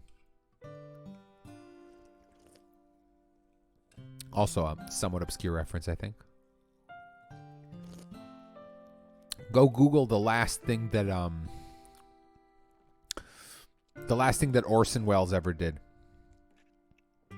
He did a series of commercials for like not champagne, for like an imitation champagne called like Paul Masson. It's like an imitation champagne. And he's old and drunk, and it's fucking like the outtakes of it are hilarious. Aha! The French champagne is made with the years of French excellence. It's very good. Okay, anyway. Cheerful people who always put a smile on your face, or deep thinkers and problem solvers who discover the mysteries of life. So when you look at it that way, I'm surrounded by friends every day, you know? And those friends don't laugh at me. They don't tease me for spacing out all the time. They don't make fun of my body type. And they don't hate me for acting like a know-it-all. People say that about you? I'm not a know-it-all, Neon. It's the opposite. I don't know anything. I don't know how to talk to people. I don't know how to make people see me as normal. I don't even know how to make myself happy. I have all these feelings, and all I can do with them is read and write. But it wasn't until now that I started sharing it with you that I really understand what I was missing all this time. But I really haven't done anything. No, that's wrong. Just being patient and respectful, that's really important to me. I know I'm a difficult person, Neon. I speak too slowly. I second guess myself all the time. I read too deeply into things. But every time, you've always treated me just like anyone else. It's so rare that I feel comfortable with myself when I talk to others. But that's why every time I talk to you, I just feel really happy. I see. Well, I treat you as how you deserve to be treated, Yuri. And if other people don't see it that way, then screw them. I mean, I joined this club hoping I would make friends. And I would say I've had at least one success. Wouldn't you? If you put it that way, yeah. We really are friends now, aren't we? Thanks, Vegas Barbie. I'll see you around. Thanks for stopping by. Yuri puts her head in her hands, but this time she's smiling as she does it. Do you want to show me your poem? Yeah. I do. Let me get it for you. Oh, right. They both wrote about the beach. I was like, beach? What? Oh, fuck. Her script is hard for me to read. Okay. Beach. A marvel millions of years in the making, where the womb of Earth chaotically meets the surface. Under a clear blue sky, an expanse of bliss, but beneath gray rolling clouds, an endless enigma. The easiest world to get lost in is one where everything can be found. One can only build a sandcastle where the sand is wet, but where the sand is wet, the tide comes. Will it gently lick at your foundations until you give in? Or will a sudden wave send you crashing down in the blink of an eye? Either way, the outcome is the same, yet we still build sandcastles. I stand where the foam wraps around my ankles, where my toes squish into the sand. The salty air is therapeutic. The breeze is gentle yet powerful. I sink my toes into the ultimate boundary line, tempted by the foaming tendrils. Turn back, and I abandon my peace to erode at the shore. Drift forward, and I return to earth forevermore. Okay.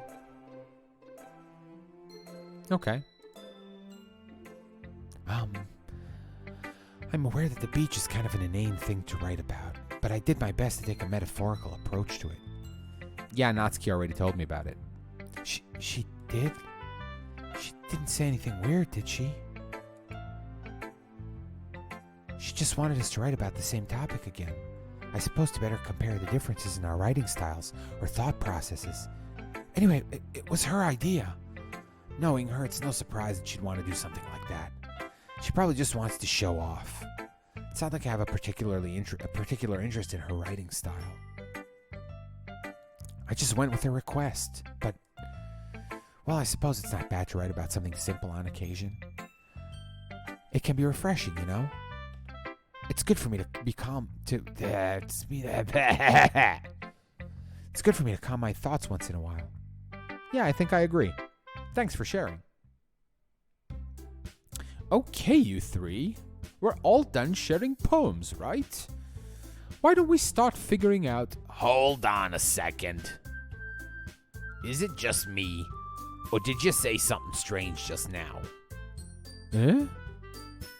Something did sound a bit unusual. That's right. You deviated from your usual catchphrase when addressing the club. Catchphrase? I don't have a catchphrase. Jeez. Why's the mood so weird today? Look, even Yuri isn't immune to it. Stagnating air is common foreshadowing that something terrible is about to happen.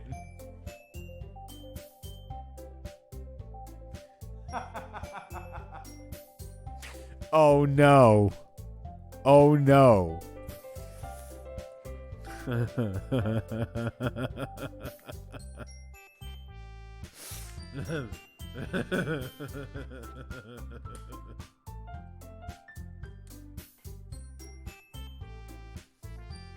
Did Sayori commit suicide or something?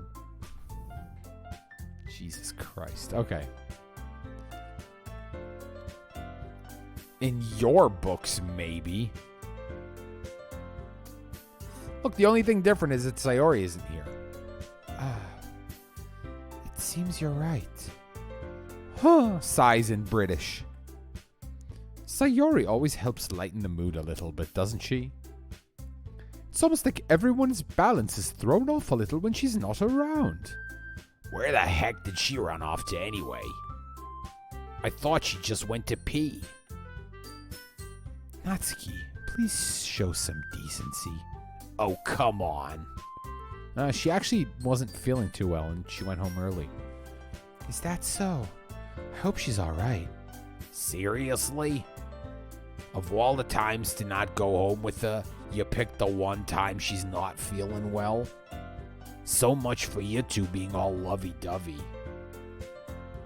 No. First of all, stop misunderstanding my friendship with Sayori. And second, she's kind of been avoiding me today, so I didn't want to force it.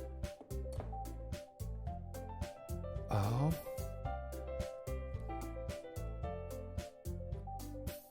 That curious expression coming from Yuri, of all people? Calm down, guys. I talked to her earlier, and everything is fine. What did she say? Anyway, we need to figure out the rest of the festival preparations, so let's decide what everyone is going to be doing this weekend. I already know what I'm doing. That's right. Natsuki will be making cupcakes. But we might need a lot of them, and in different flavors.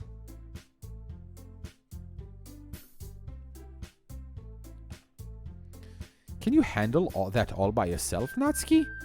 Challenge accepted. And as for myself, I'm going to be printing and assembling all the poetry pamphlets.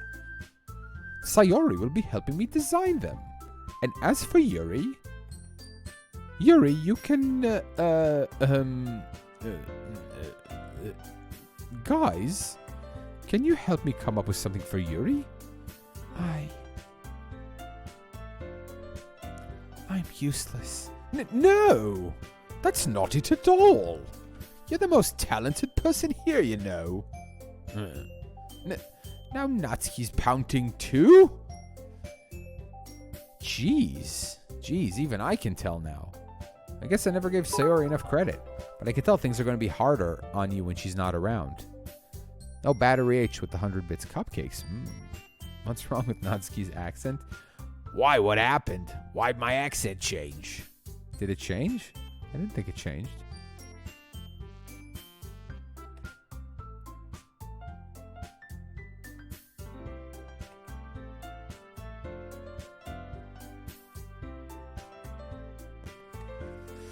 But if I can also be a leader on my own, then I won't grow as a person. Mr. What? Mr. Smoke.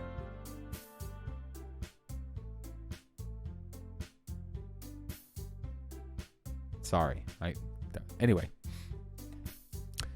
So, Yuri, you have beautiful handwriting, you know.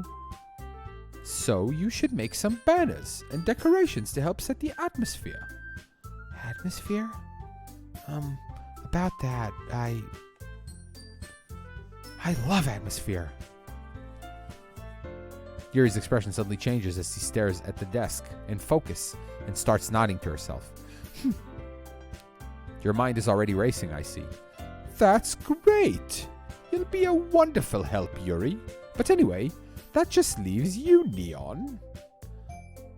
The one who is truly useless. Don't say that. In fact, both Natsuki and Yuri have some pretty heavy tasks to handle. It would probably go a long way to give one of them a hand. You could always help me out as well. I would be really appreciative of that. Oh, that's... Is Monica suggesting I spend the weekend with one of my club members? How on earth are they going to respond to a suggestion like that? I suppose I wouldn't mind a bit of help. Well, even if you don't know how to bake, there's always some dirty work I could give to you. You're right, it is. She did get a little... It's not like Monica's going to give you a... It's not like Monica's going to give me a choice. And you should be sitting on your butt anyway. Natsuki tries to mumble a bunch of excuses like that. If I recall, Natsuki, you mentioned that you would like to handle the baking on your own. Neon may not like to be around if you only will make him out to be a nuisance. So therefore, he may be more suited to assisting with the decorations. Hold on. I never said that. How hard can it be to make a few decorations anyway? Sounds more like you're just making excuses for Neon to... What are you saying? It will be extremely meticulous work. And baking isn't? Just what you'd think. Oh no, just what do you think? Guys. Let's settle down for a moment. In the end, I think it's up to Neon to decide what he'd like to contribute. Besides, he hasn't really gotten the chance to spend any time with me yet, you know. So I'm sure he's interested in... You literally just said. I'm surprised as well. Sorry. I was just saying, though. Jeez. Can we just settle this already? Yeah, Neon, you're okay with this, right? In the end, it's up to you. Of course. Huh. Very well. In that case, everyone looks straight at me.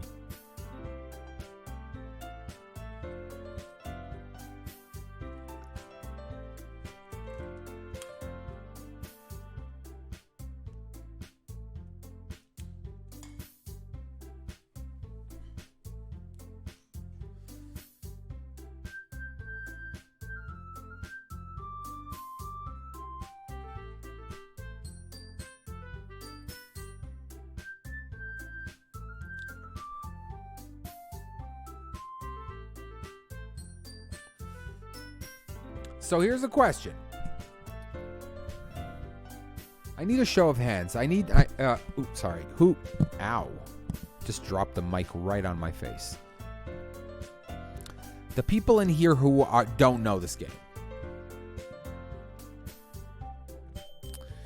I'm going to consult with you for a second. No, I'm not overthinking it. All I'm trying to figure out is whether what I want to do is just follow through with, just pick a Monica, follow through with Yuri, because that's what I've been doing. Okay, here's the question for you. This is a meta question.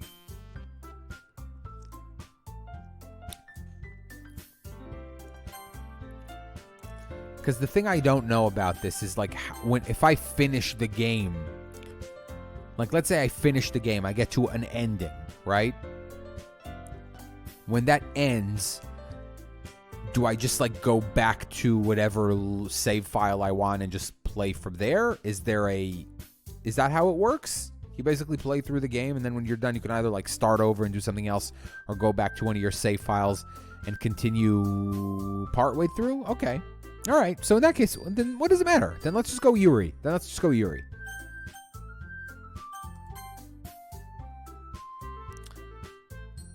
Well, I'll probably be most useful helping out Yuri. Me? Are you serious? Why would you... Natsuki, I can already tell you're about to say something mean. No. I was just saying... So you'll be helping Yuri then, Neon? Yeah, that's what I'm going to do. I'm glad. I have a bad habit of overthinking these sorts of things, so I think your assistance will be very useful. That's great to hear. Natsuki, will you be able to handle the baking yourself? I mean, yeah. I already said I'd be fine. Okay. Everyone can tell Natsuki's feeling a little sour. So, is that everything we needed to go over? Yeah, that should be about it. Are you guys excited? Well, excited might not be the right word, but I suppose I'm looking forward to it a little bit. Do you feel the same way, Neon? Me? I guess you could say I'm interested to see how things will turn out. That's good enough for me. What about you, Natsuki? Natsuki? What? Why is everyone yelling at me? I didn't even do anything. No. That's not what I meant at all.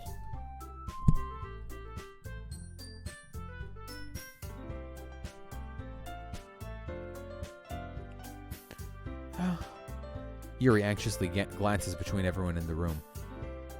I'm so sorry for this. I don't really know why Neon picked me. And also, your cupcakes are the best cupcakes I've ever had. They really go well with my tea. And nothing that I do for the event will compare to that, so... I get it. I'm kind of surprised, though. Why? Well, I'm the one acting immature. I already know that. But you're trying to cheer me up all of a sudden. I know I'm not very good at it. I'm sorry if I said something bad. Natsuki isn't the only one surprised. Monica and I are also taken aback by Yuri's words. When she already has trouble with words, trying to cheer someone up must be far out of her own comfort zone. But I begin to understand. Yuri was trying to sound like Sayori. Even if it didn't work perfectly, I can tell that she tried to say something Sayori would say at a time like this. Because Sayori always helps everyone smile and feel good about themselves. No. I kind of appreciated it. I'm sorry for making a big deal out of nothing. But I'm going to say this. Huh? You better bet that my cupcakes are going to be the best part of the whole event. I believe you. Yeah. I hope to see everyone do their best. But with that, there's nothing more for today. So I guess it's time for us to head out. All right, let's get out of here then. Everyone packs up their things. I start to follow Monica and Natsuki out the door as they chat between each other. I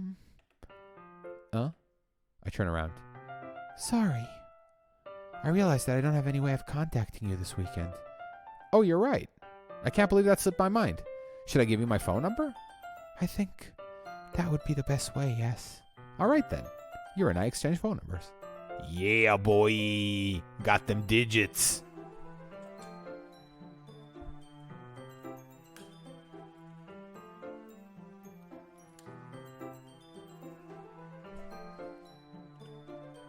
Then I'll be stopping at your house on Sunday. Huh? My house? Is that a problem? No, not at all.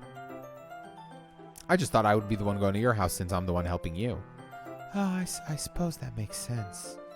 But if you don't mind, I think I would prefer going to your house. I live in a house of horrors. I'm a hoarder and my dad's a monster. My dad is an ancient vampire in the body of a 12-year-old girl.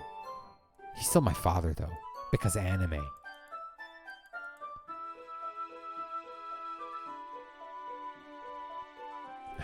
Not a house of horrors.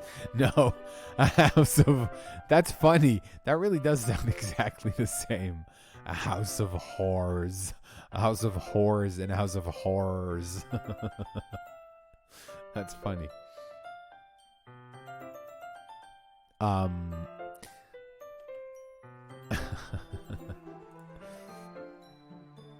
right. In that case, there won't be a problem. I decide to not press Yuri for a reason. It's not like it should matter much either way. So I'll just need to make sure my room is clean. Ew. I hope I managed to make myself useful in some way. I'm not nearly as creative as you are. Don't underestimate yourself, Neon. I think that we'll make a very productive team. Even if you only chose me because you felt bad or something. Wait! You don't actually think that, do you? I don't know. It's difficult to come up with any other reason you may have chosen me. You're forgetting the one reason with the most common sense. I chose to help you because that's what I want to do. But... Yuri thinks to herself with an extremely tense expression. Yuri, you're overthinking this. You wanted me to point out when you're overthinking, right? Huh? I didn't realize... I'm telling you, I want to. That's all there is to it. Do you believe me? Yuri thinks really hard again. She looks straight into my eyes for a long time. I believe you. As if it took her tremendous effort, Yuri finally says that and relaxes her expression. And I'm really looking forward to Sunday. Yeah. I am too. After that exchange, I make my way out the door and Yuri follows. I can't believe this. Yuri's going to be coming to my house on Sunday? My anxiety shoots straight through the roof. Even though I've gotten pretty used to handling her at this point. There's no telling what might end up happening when we're outside of school. More than that, She told me she was looking forward to it. Is this a chance I have to... Or is it... Wait, hold on. Is this the chance I have to make something happen between us? Okay.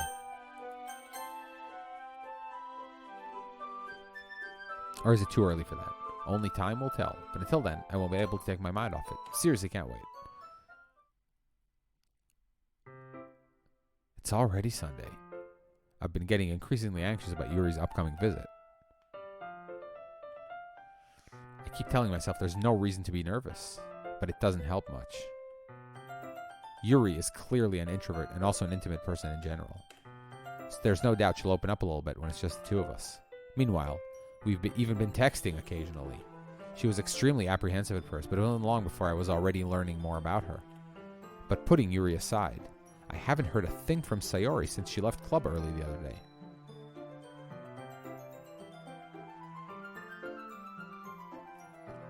It's not like we text each other all the time or anything, but I've been worried about her in the back of my mind.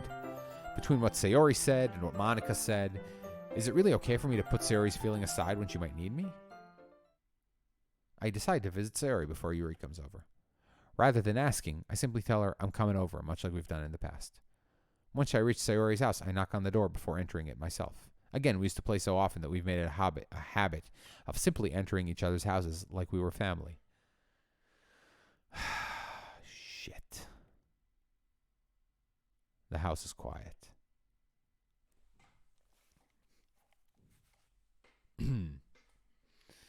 Sayori isn't anywhere on the first floor, so I assume she's up in her room. It's already strange of her not to run down and greet me. I head up to her bedroom, where I finally find her. Sayori? Hi, Neon. I sit down in her room. Sayori forces a smile, but it's easy to tell that she's different. There's a minute of silence between us.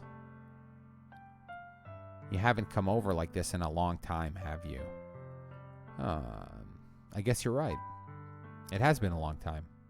Not much has really changed, has it? Sayori's room is as messy as it has always been. I also recognize the same stuffed animals and wall decorations that she's had for years now.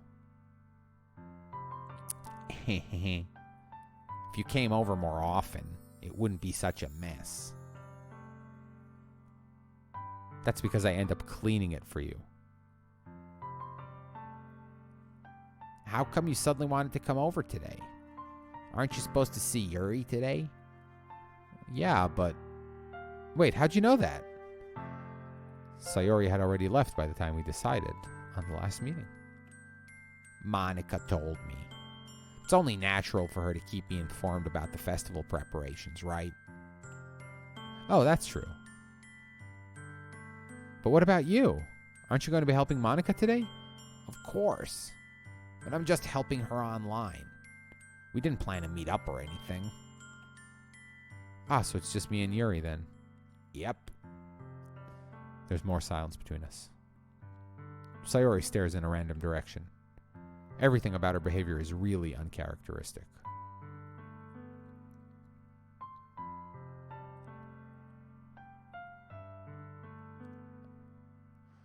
Why is November angrily crossed out on her calendar?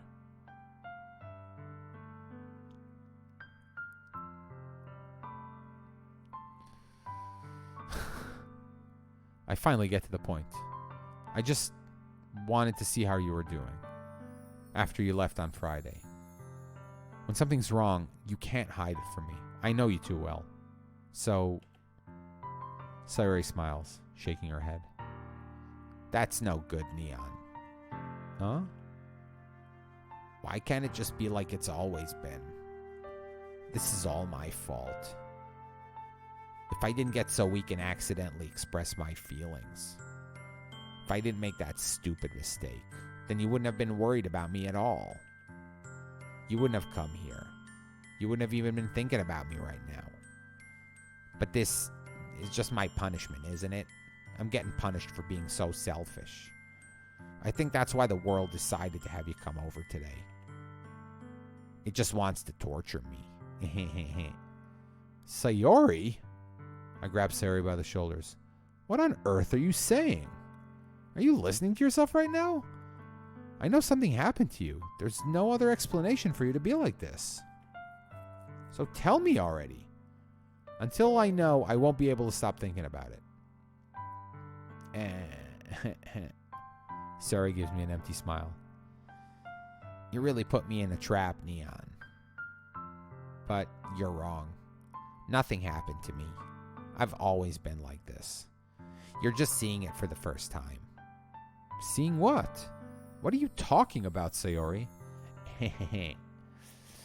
You're really just going to make me say it, aren't you, Neon?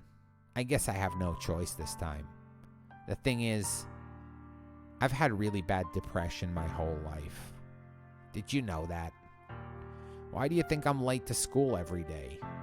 Because most days I can't even find a reason to get out of bed. What reason is there to do anything when I fully know how worthless I am? Why go to school? Why eat? Why make friends? Why make other people put their energy and caring to waste by having them spend it on me? That's what it feels like. And that's why I just want to make everyone happy, without anyone worrying about me. I'm in shock. I can't even figure out how to respond.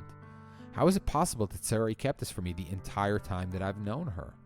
Did she really want so badly for me to just not think about it? Why, Sayori? Why is it that you've never told me about this? It almost feels like you've been betrayed. It almost feels like I've been betrayed as your close friend.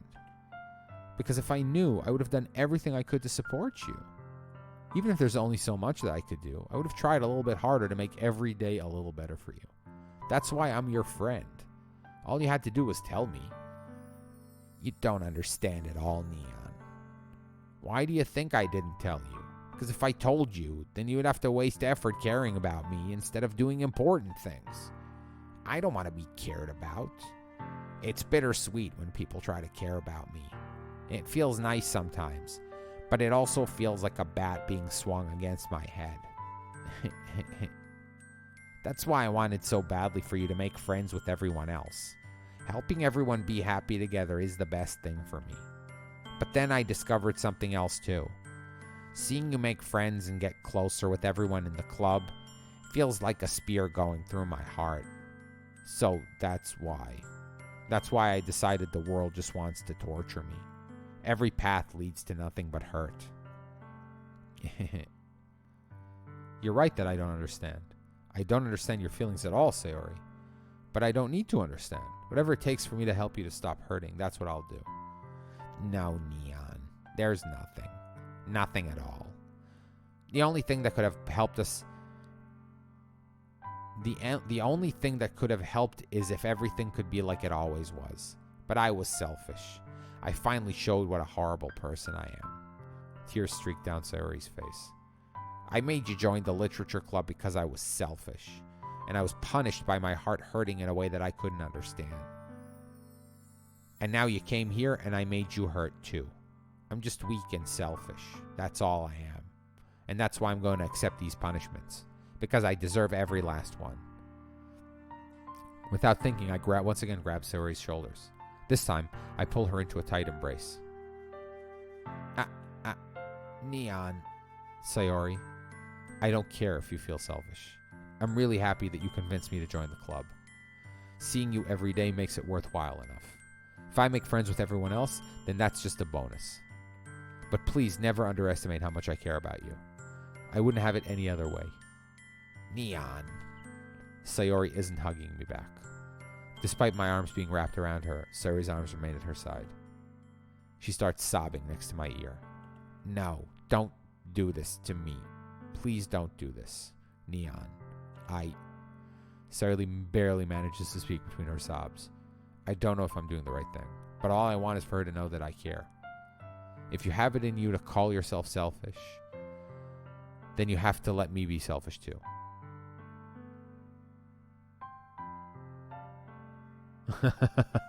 I could have done it. Alexandra too. I could have pulled this off in Natsuki's voice. I got terrible depression. I have asbestos-related mesothelioma. I'm involved in a class action lawsuit. I saw the ads on TV.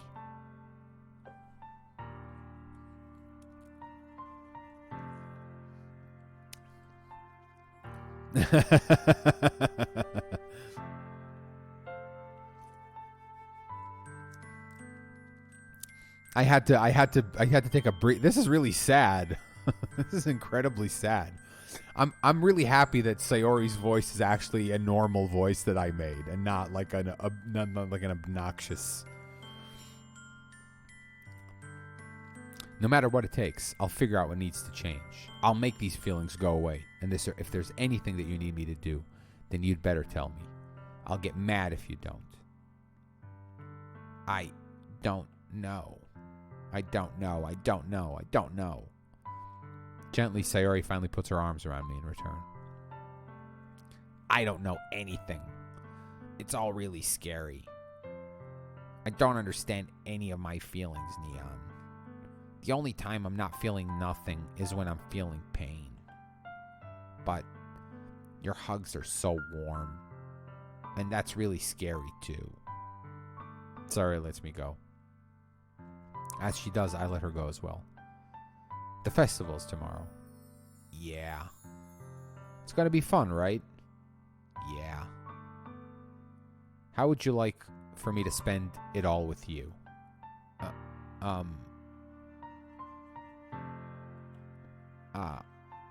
It's what I want. I promise. I think that would be nice then. Yeah. Sayori wipes her eyes. If I could spend the whole day here, I would. Of all days, this has to be the one where I have other plans. Maybe I should cancel. No, don't. Please don't. If you did that, then I really wouldn't forgive you. But it's almost time for Yuri to meet in my house. At the very least, you want to come along and help us? It would be fun. To my surprise, Sayori shakes her head. I'm sorry. I don't know if that would be very good for me today. You understand, right? It's kind of hard for me to fully understand, but I'm trying my hardest. It's okay. Don't worry too much about it. I'll see you tomorrow, okay?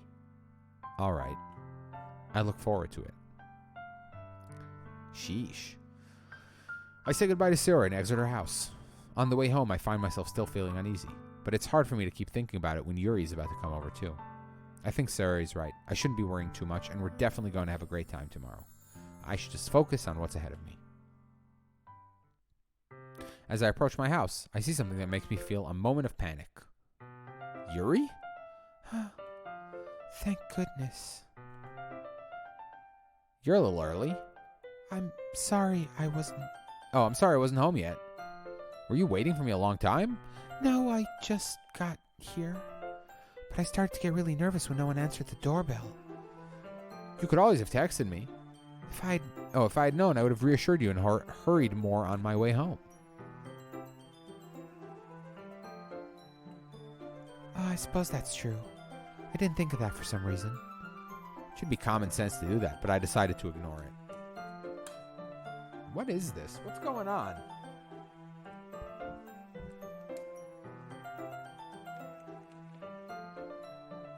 Who won the, Did the Rays beat the Astros? Oh, the game's still going. Looks like they're gonna, though.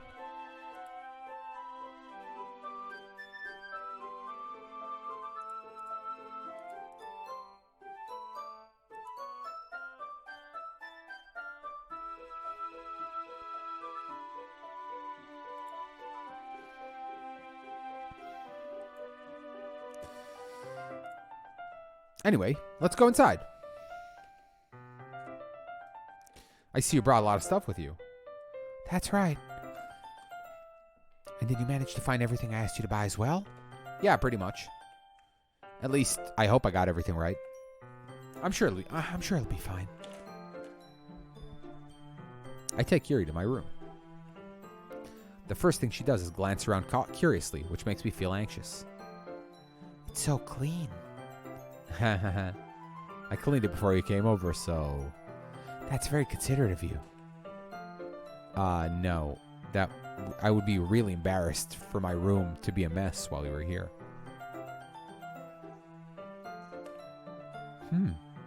Well, I do enjoy cleaning. I would have gladly helped you clean. That would be even more embarrassing. Wait, don't look in there. I snatch his wrist, which is in the process of opening a desk drawer of mine.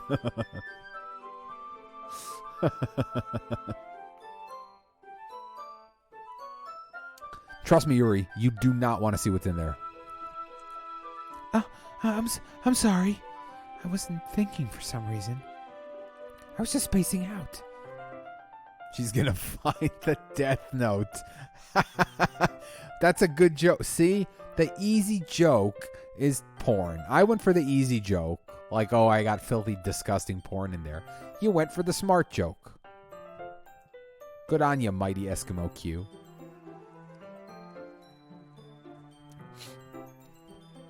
It's fine, it's fine. I let go of Yuri's wrist. She puts both her hands firmly in her lap, as if making sure she's keeping track of them. So, should we get started? Yes. I have a few things planned you can help with. Decorations and other atmospheric enhancements. Atmospheric enhancements? You know, mood lighting, aromatherapy candles. Oh, wow. Yeah, I am. Sakujo, Sakujo, Sakujo.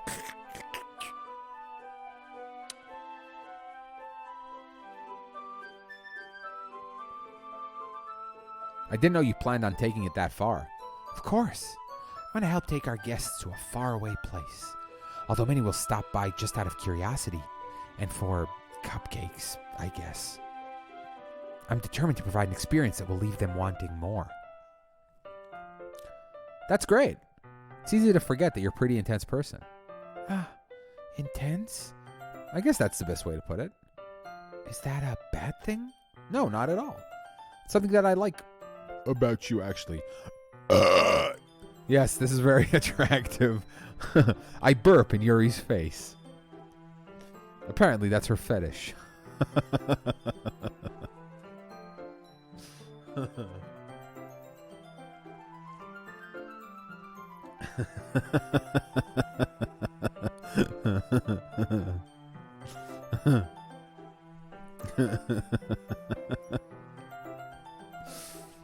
Yes, exactly. Hey, Yuri. Hold this saw, Yuri. Gee, Rick. Jeez, Rick. I don't know. Do you really want to cut up my waifu like that? Shut up, Morty. I burp in your general direction.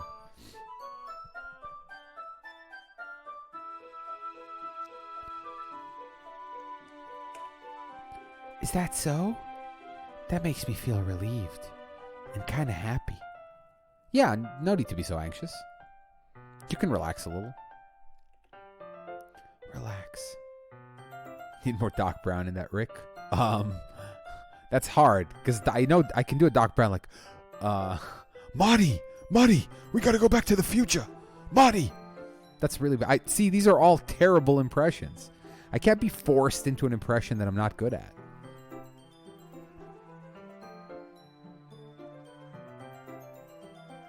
Jewish Doc Brown. Doc Brownstein. Oi vey, Marty. We gotta go back to the future, but it's Sabbath. You're not allowed to go back in time on the Sabbath. Wait, hold on. If you go back in time on the Sabbath, but you go back to like a day that isn't the Sabbath, is that kosher, so to speak? I'm traveling from the Sabbath to a day that isn't the Sabbath. It might be Bernie Sanders, Jewish Doc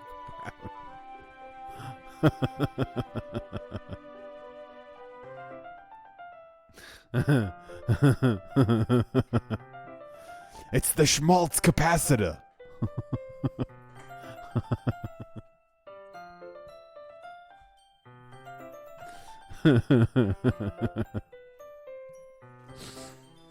Where's the sarcastic Jew? Oh, there he is. He found the loophole. Exactly. It's like fourth dimensional Eruv. There's a fucking joke that only one person will get. All right. I brought some things for relaxation. I was going to use them during the poetry event. Oh, yeah? Like what? Let's see. Yuri rummages through her bag. She pulls out a few candles and a wooden cylinder-shaped object. I did some shopping on the way here, so I happen to have these in my bag. Is it like incense or something like that? I plan to cover the windows in black paper and use the candles to light the room. I think that would be amazing, don't you? Time to summon Satan. Yeah, I think that would be really neat. What's that wooden thing, though? Oh, this? It's a diffuser for essential oils. How familiar are you with aromatherapy? Not familiar at all. Ah, is that so? Yes, seaweed. She's a crystal loon, confirmed. Vaccines cause autism. Did you know? Did you know vaccines cause autism, Neon? I recommend homeopathy to cure my cancer. Like a negative chug. I'm gonna burn some sage. It's one of my favorite contributors to a positive atmosphere. Depending on the oils or herbs you choose, you can change the mood of the air itself.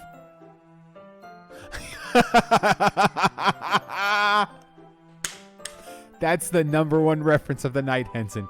I brought essential oils and amyl nitrate poppers. Fucking shit, man. If I had bits, I would give you fucking bits.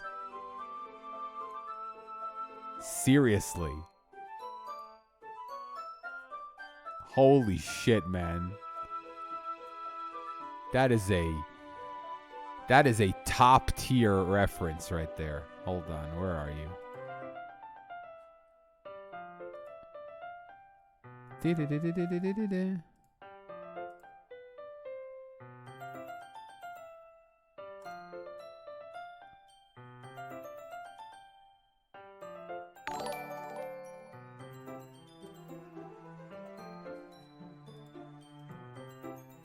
That made me howl.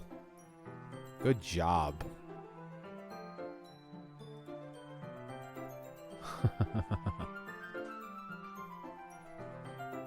No, I did not. I did not gift to myself. Here, I gifted a tier 1 sub to Henson. What are you talking about?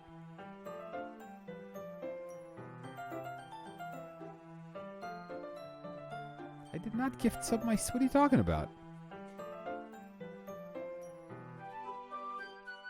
Padding those numbers. Come on, I'm allowed to give a gift sub once in a while. Oh, of course. I mean, of course I gave him a sub to me. Who else would I give him a sub to?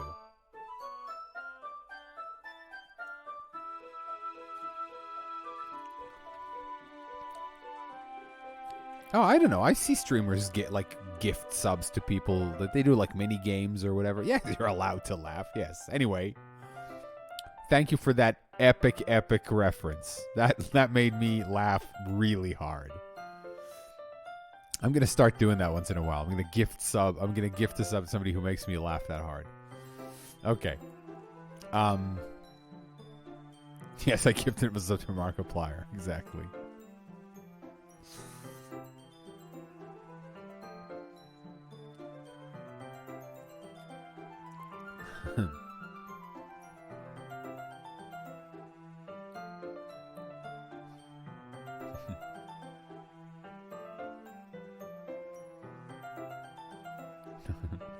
Yes. This is fucking Markiplier.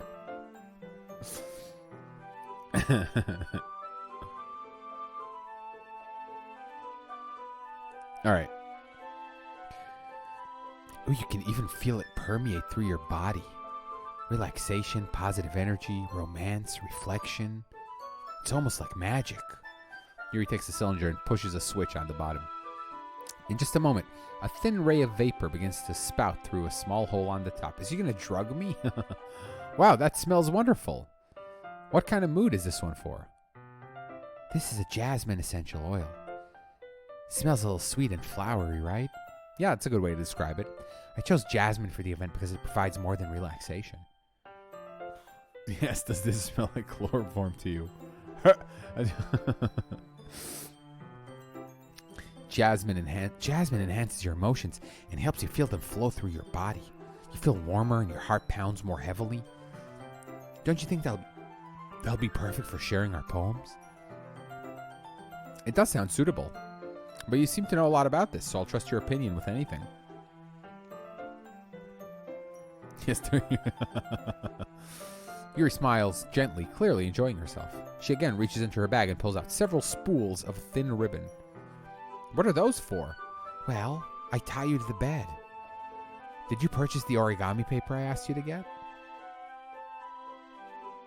She definitely vapes.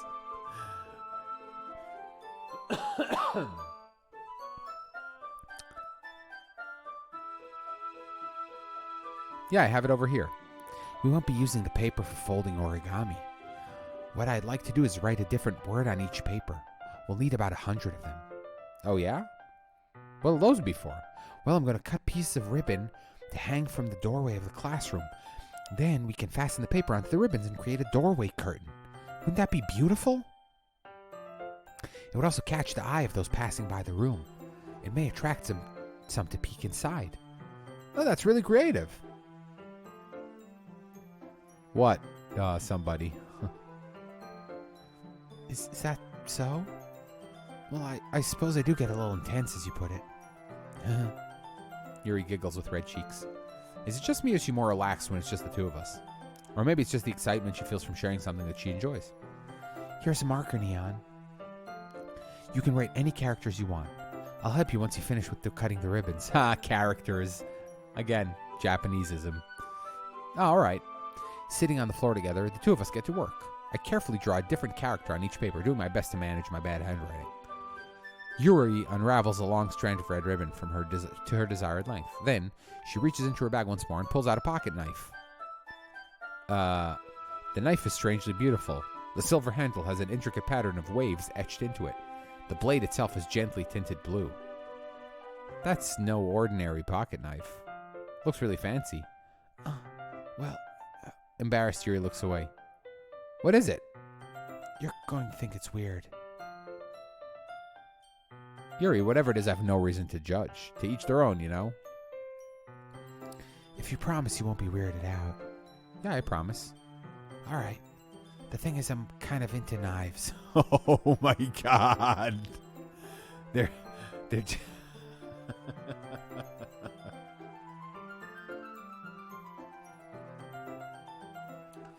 Is her name Yuri or Yuno?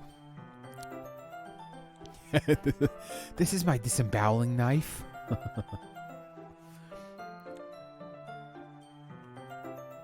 I can't help it. I don't know what it is. The combination of craftsmanship and feeling of danger, maybe. Oh, what am I saying?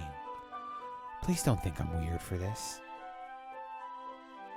Knifeu waifu.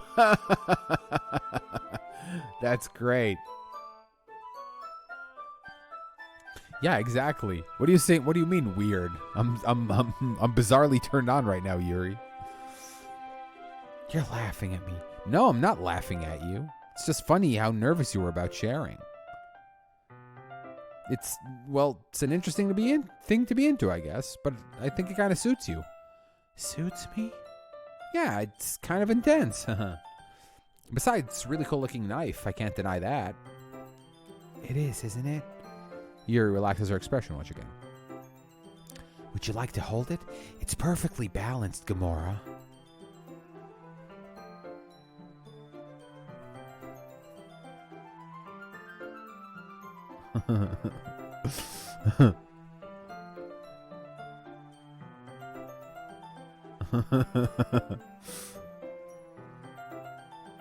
Sure, I'll check it out.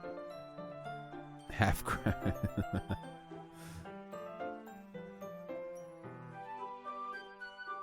Yuri carefully hands me the knife, with the handle facing me. I take it and turn it around in my hands. It feels heavy and extremely solid. Where do you even get a knife like this? I got it off the guy I killed. Curious of its sharpness, I feel the point of the knife with my index finger. Ow!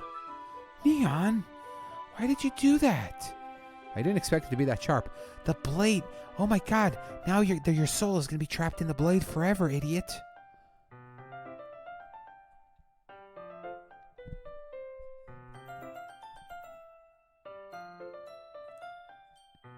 I barely touched it at all. It's my fault.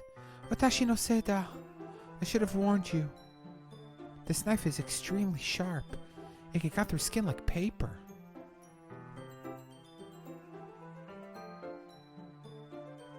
Yes, now my blade has tasted blood. We're all doomed. Exactly.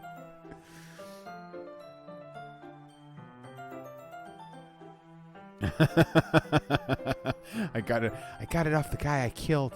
By the way, I have 27 knives now. That's great, somebody. Very funny. Oh no. Small drip of blood trickles down the side of my finger. Yuri licks her lips and starts to drool. Yuri makes a sound like Hannibal Lecter. Do you have any Chianti?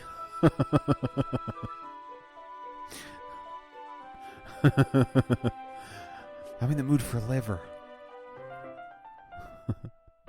What did you see, Clarice? What did you see?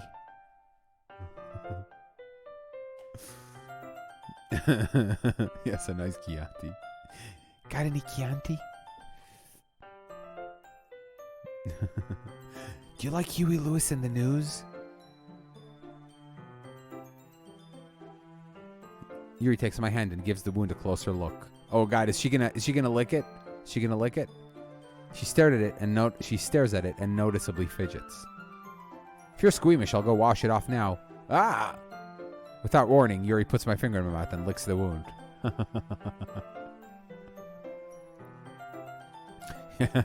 Have the lamb stumps.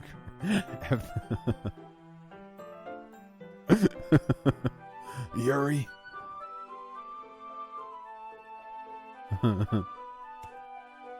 I feel her tongue curl around my finger.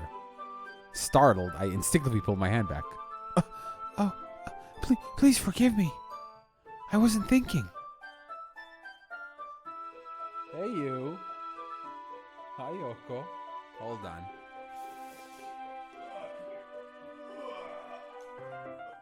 I'm streaming. Come sit on my lap. Oh, there you go. Oh, cutie pie. She was asleep in the other room. Ah, there you go. Oh, cutie. All right. I wasn't thinking. Yuri lowers her head, her face burning up. Yuri? That's the most embarrassing thing I've ever done. How could I do something like that? I'm sorry. It's just blood play. Blood play. I know there's actually a name for it. You know how, you know, whoa. Sorry. You know how golden showers is like, you know, like when a hooker like pees on you, like the Trump pee-pee tape. There's also ruby showers, which is what somebody calls blood play here. And it is really gross. I mean, I haven't seen any of it. Just thinking about it is gross.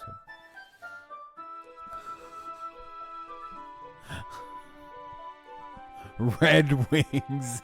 It's called Red Wings. Oh, that's gross. And you don't want to know what Roman showers means. I'm not even going to tell you. All right.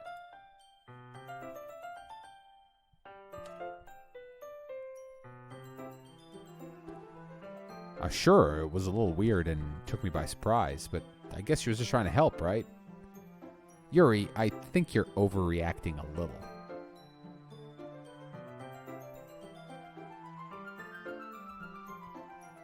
The worst, the opening scene from Blade.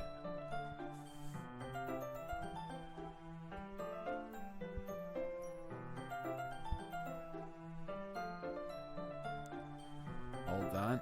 Yeah, god damn. How the fuck did this happen? Oh, there we go. Hold on, I'm readjusting my mic slightly. Some motherfucker's always trying to ice skate uphill. The timeless quote from the movie Blade. Okay. Okay, quick. I don't have a ton more time to do this today. Yuri, I think you're overreacting a little. Oh. She doesn't lift her head. What if she doesn't recover from this for the rest of the day? All right, you know what? This might be a stupid thing to do, but I do it anyway. I take Yuri's hand and lick her index finger in return. Neon! Did you really just do that? Now we're even. Yuri just looks at me like I did something wrong. I knew that would be a bad idea. If not for the sweet aroma of the jasmine oil, the air would be extremely heavy right now. You're so weird, Neon. Yuri giggles shyly. Yuri calling me weird? I have no response to that. Where do you keep your bandages? I don't think I need one, actually. It was just a tiny cut. Look, it already stopped bleeding. I see. That's relieving. The tension is quickly lifted. We each resume our respected activities. I watch Yuri's knife cut through the ribbon like it's nothing but air. How much longer is there, magical melon ball? You tell me. I don't know. I don't know how far away I am.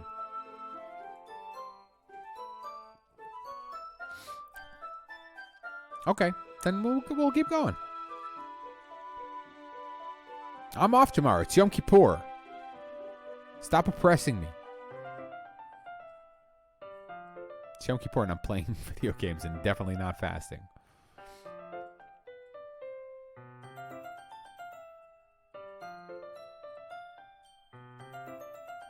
Okay. Meanwhile, I continue to make progress on the paper. After we finish attaching the paper to the ribbons, we lay them all side by side. It looks better than I expected and will be very effective as a door curtain. It looks great. Good thinking you came up with this, Yuri. Ah, thanks. It's just something I saw online, really. Are you ready to move on to the next task? Yeah, let's do it.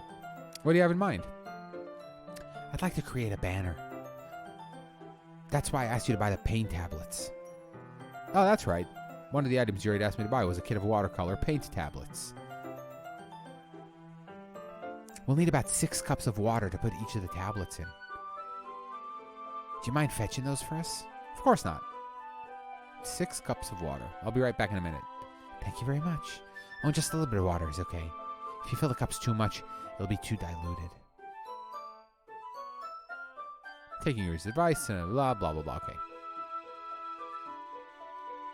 Yuri? Yes?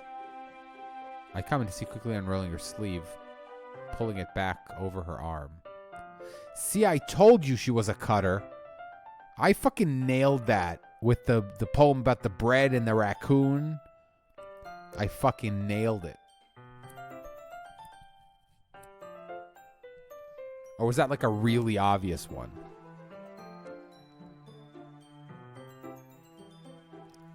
I was just playing. I was just feeding my raccoon. Oh, and she has a knife. I'm sorry. It just occurred to me that she has a fucking knife. Sorry. I totally skipped over that obvious.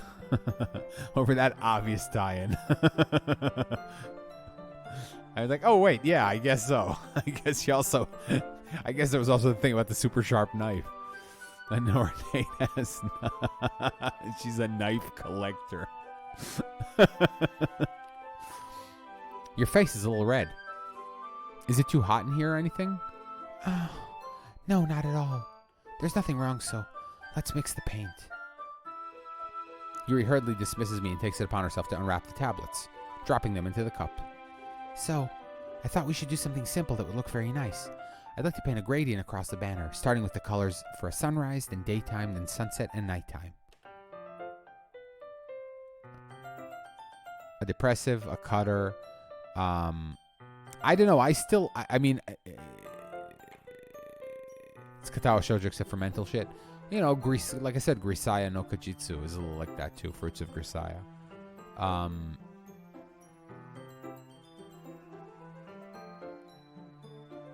He has a smoker, lung cancer.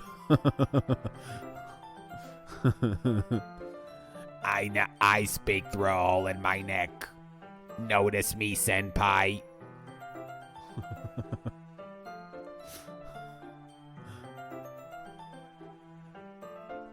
Stop being such a baka.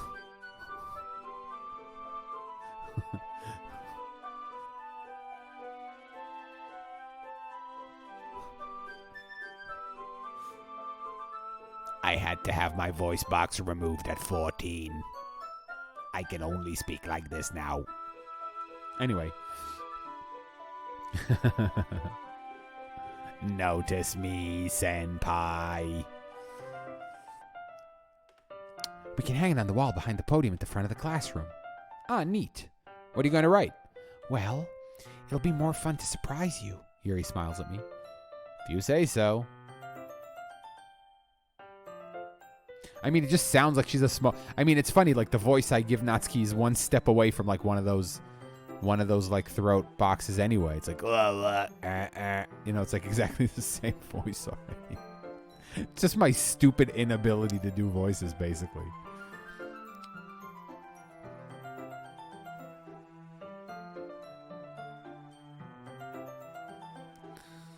After rolling out the banner, Yuri and I kneel on opposite sides so we don't get in the way of each other. Yuri uses a brush and adds a few dots of different colors across the banner to serve as a color guide when we paint. This kind of reminds me of elementary school. Painting on a banner with watercolors feels a lot like art class projects, blah, blah, blah, okay? Yes, Admiral Crisp, but those commercials are awful and I could not watch them. And I'm a like I quit smoking, but not because of those ads. I'm sorry if this feels so childish. No, I didn't mean that at all. It's kind of fun, you know? Yeah, it's fun. I'm glad you feel that way too. Yuri stops painting for a moment, thinking to herself. For me, I don't need to go out and do crazy things to have fun. In fact, I usually don't even want to. It's just like when I can spend time with one other person, even if it's something simple like reading. It doesn't even matter what we don't talk much. Just having a friend next to me makes things feel a little bit nicer. I think that's all it takes for me to be happy. Is that so? Even if Yuri and I are quite different, I can understand where she's coming from. I feel that way about things like anime and games, where simply sharing the experience with someone can make me happy. I think I feel the same way. Yuri smiles gently. I knew you'd understand. Yuri leans over to the banner to grab an unused paintbrush, but I move at the same time, causing my head to bump into hers. Kya! Sorry. Yuri reels back and I quickly lift my hands in surprise. Are you hurt? No, I'm not hurt. It just startled me, that's all. Sorry, I should have asked you to get it for me. It's not your fault. Oh, your face. There are droplets of paint on Yuri's face and neck. Is there something on my face? Yeah, I accidentally got paint on you. Sorry, it's totally my fault. Let me get a towel right away. I rush out and fetch a small towel, then dampen it with hot water. I return to my room and kneel back in front of her. Oh! And her hands on your hands? Nice.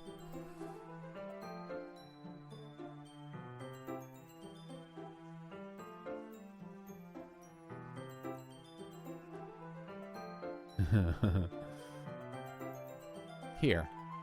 I pat down Yuri's face and neck with the towel. Oh. Is something wrong? It's hot. I just didn't expect it. You could say that again, Yuri.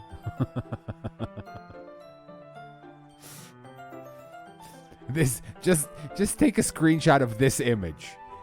This text box out of context. Yeah, out of context is just perfect.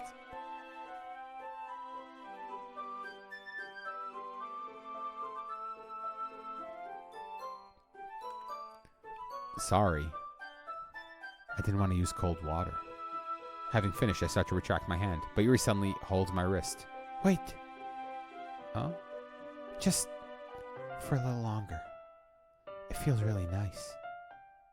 I keep my hand still against Yuri's neck. She looks into my eyes. It's an intense expression that I recognize from when she reads her books. Almost as if she's lost in a daze, enveloped by her own thoughts.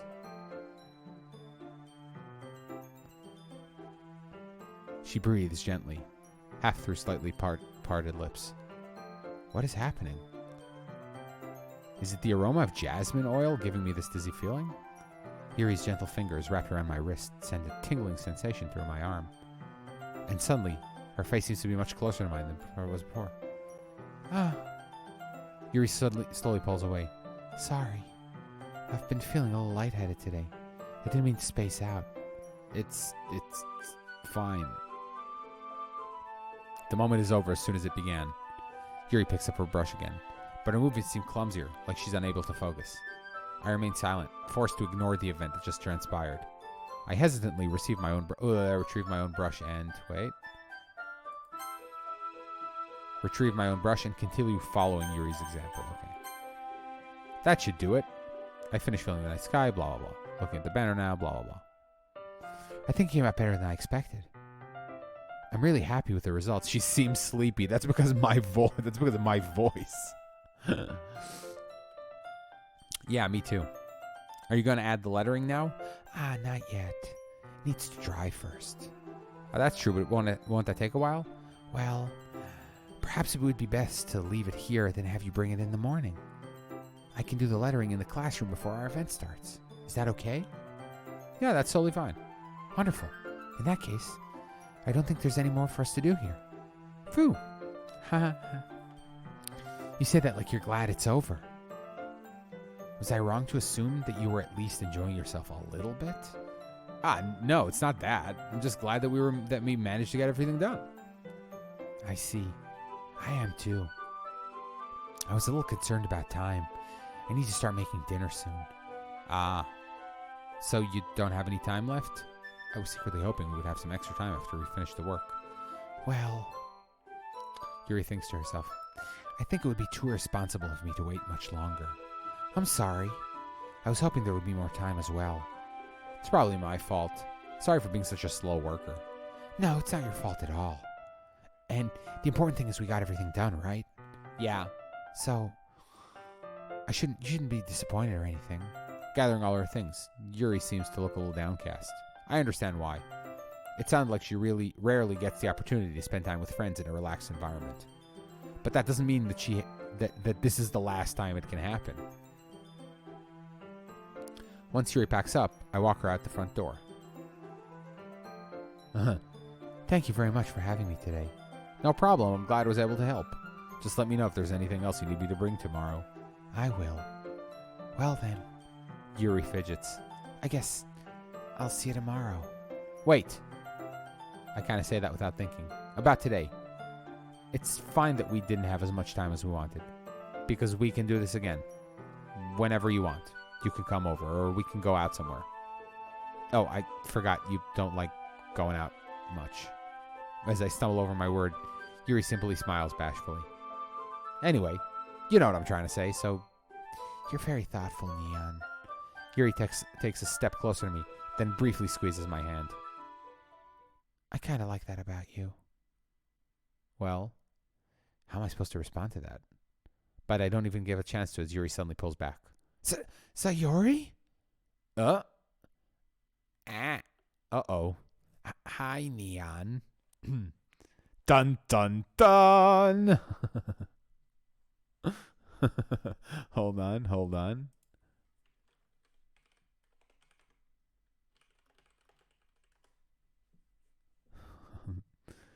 Wait. Sayori?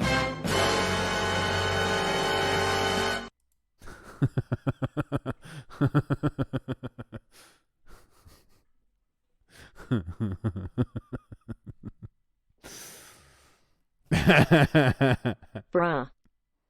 Bruh, bruh, bruh, bruh, bruh, bruh. That was something else. I need a sound. Hold on. Is there like a good?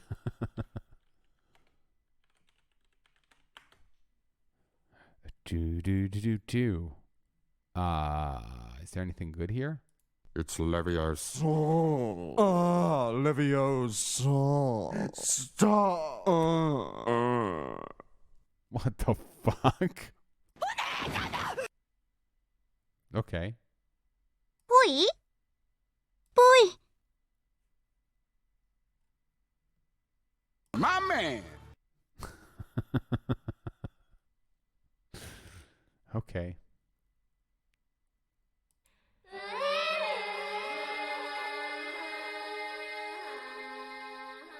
Oh, that's a ReZero thing. Nice. Don't lose your way. Your mind free of the I don't want to get banned. I was going to play the whole song. I was like, shit, I got to mute this now. I think maybe 4 seconds of Kill a Kill worked. Okay, anyway. Hi, Neon. Sayori? Just now we weren't... It's okay, Neon. I just stopped by to say hi. Well, it's nice to see you. I'm sorry, but I'm already on my way to leave. Ah, really? That's too bad. I'm sorry. But it'll all be together at the festival tomorrow, so that's fine, right? Of course. Sayori beams. Yeah, so I'll see you tomorrow. Clearly embarrassed, Yuri hurries off. Sayori waves goodbye after her. Sayori, I thought you didn't want to come over today. Well, I tried staying in my room, but my imagination was being really mean to me, so I had to come here and see it for myself. See what? What are you talking about? You know, how much fun you were having with Yuri, and how close you got to her. It makes me really happy that you made such good friends. That's all that matters to me. Tears start to fall down Sayori's face. That's all that matters to me. Why am I feeling this way, Neon? I'm supposed to be happy for you. Why does it feel like my heart is splitting in half? It hurts so much. Fuck, man. This is sad. I can't do this. I'm starting to feel shitty by myself. Everything hurts so much. This would be so much better if I could just disappear. Sayori, don't say that. It's true, Neon. If I wasn't here, then you wouldn't have to waste your sympathy on me. You wouldn't have to put up with me being selfish. Monica was right. I should just... Monica? Monica was right about what? Sayori? What I said before is true. I'm not going to let this continue. Caring about you like this isn't the burden your mind is making it out to be. It's something that makes me happy. It's something that I would trade for anything else. I wouldn't trade for anything else. So even if it takes an entire lifetime, I'm going to be by your side until you don't feel any more pain. But... Sayori looks away. I put a hand on her shoulder to reassure her. I'm scared, Neon. I'm really scared. What are you scared of, Sayori? I'm scared that I might like you more than you like me. Sayori? It's true, isn't it? I was weak and started to like you too much. I did this to myself. Neon. I like you so much I want to die. That's how I feel. And that's enough, Sayori. I don't want you to hurt anymore. I slide my hand down Sayori's arm and squeeze her hand in mine. Do you remember how I said I always know what's best for you? Do you still believe me? Wordlessly, Sayori nods. Even if you don't understand all of your own feelings, I know what you need the most right now. And that's what I'm going to give you. Oh my god, really? Fuck, save. Everybody's like, save. Oh, fuck. Save the game. Oh, fuck. Shit. Fuck shit. Okay, hold on. Hold on 1 second.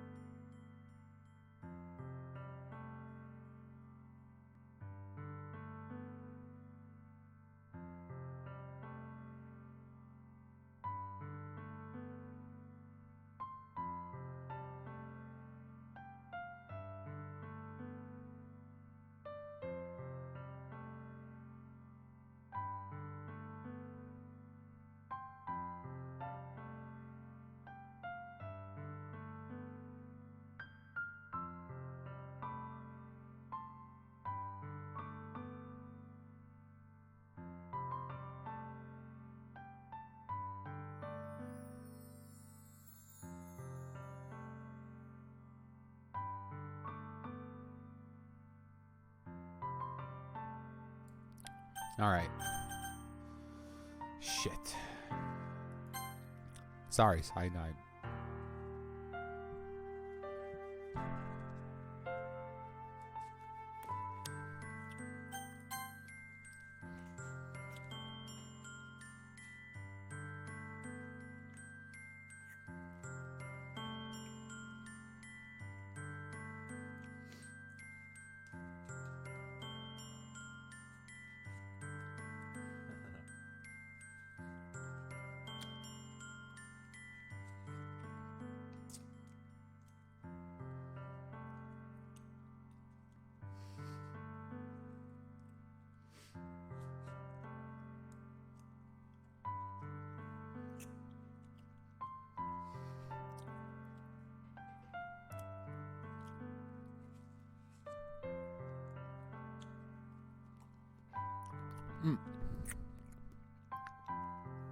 She convinced me. She talked me into it. It's always a fucking friend.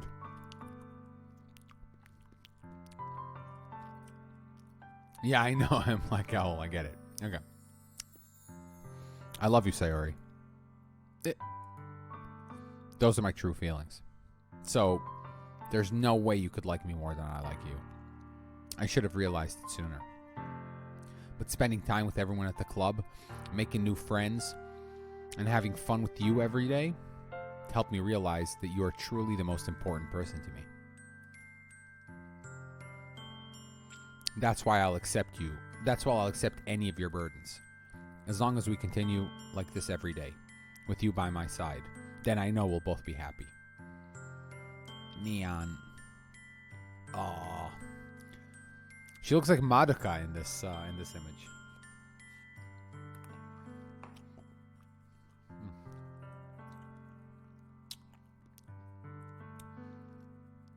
Right, the childhood friend never wins, which is because fuck anime. The childhood friend needs to win sometimes.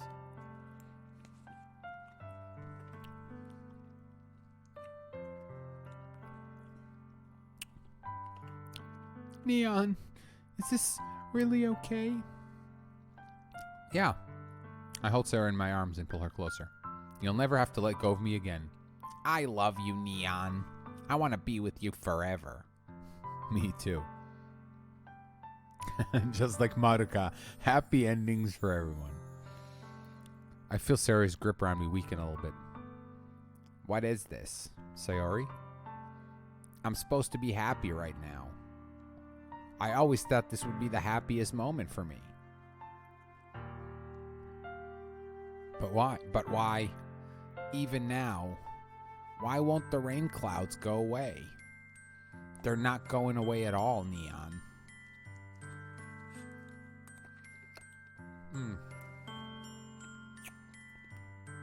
That's why God invented medication, Sayori.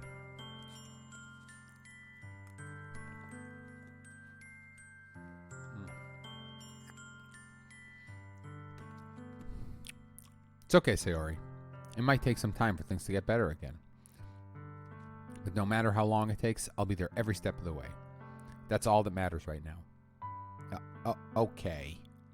I trust you.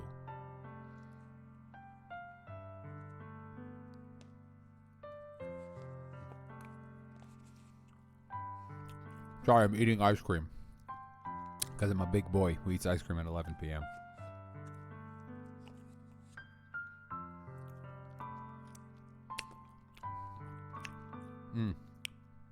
It's chocolate. It's Halo Top though, so it's light ice cream. Although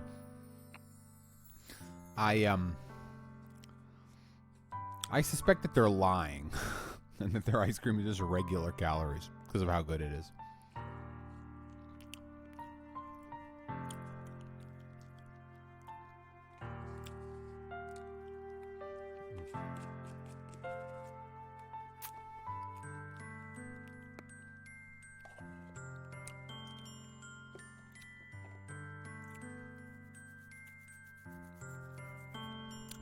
Oh, wow, the seat belts. There you go. Chocolate ice cream is not bad. Okay. Sayori and I slowly release each other. So, I guess that makes the festival tomorrow our first date, huh? What are you saying? I don't want to think about those things, you know. I want everything to be the same as it's always been. It's actually not. It's battery H. I don't know how hardcore you're ketoing. It's actually not bad.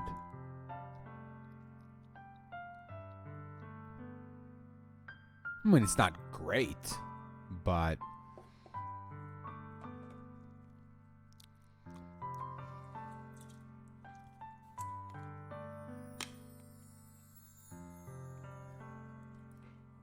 I disagree with you, Henson. However, vanilla ice cream with chocolate sauce is great. Especially when it the ice cream starts to melt and then you get that mix of the chocolate sauce and the melted ice cream. Fucking mwah. Oh yeah, Code Vein. I keep hearing about it. Waifu Dark Souls.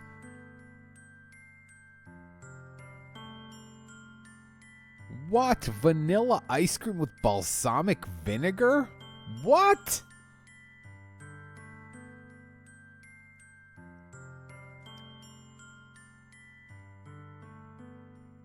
Are you serious? Yeah, are you trolling? Because I was thinking I could probably try that, but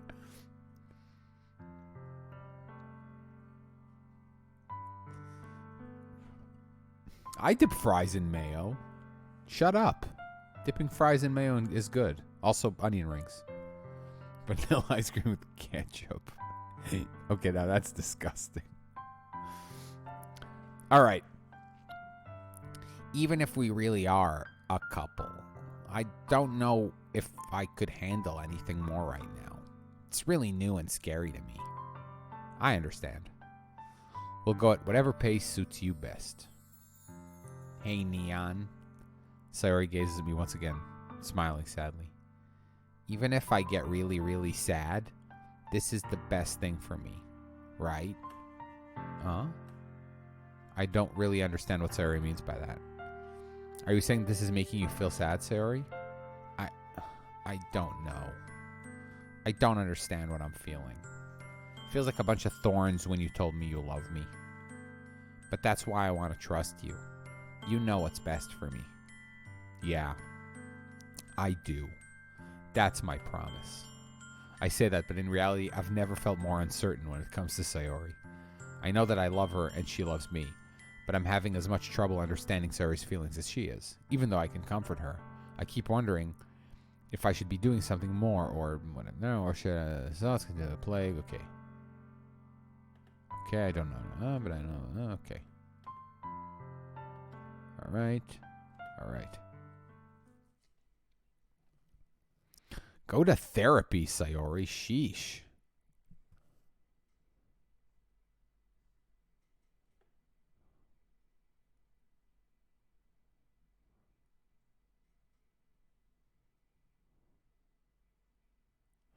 Wait, Magical Melon Ball, are you a woman or are you a man with a husband?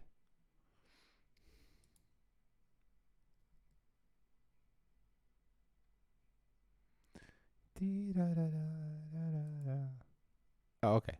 Oh, you did? I didn't. Oh, during the tit thing. That's hilarious. During the tit thing. The tit incident. The tit offensive. There you go. Henson went for the same joke. See, that was that was gift sub worthy, but you already owned your gift sub with the fucking amyl nitrate poppers joke from Fight Club. Okay. What was her name? Chloe? Was it Chloe, the name of the woman with cancer? Who just wants to have sex before she dies? Sayori isn't answering her phone. I considered going to her house to wake her up, but decided that's a little too much. Oh God. Meanwhile, is this gonna not be fun anymore? I just got to ask you guys, is this going to not be fun anymore?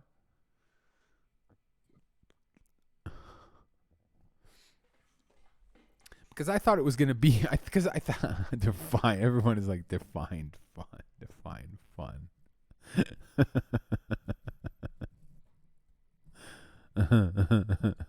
It's great. I'm dipping my toe. Yeah, it is. Okay, Pog champ.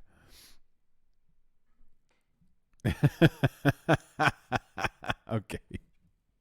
Okay. The battery and I painted is dry. Okay. All right.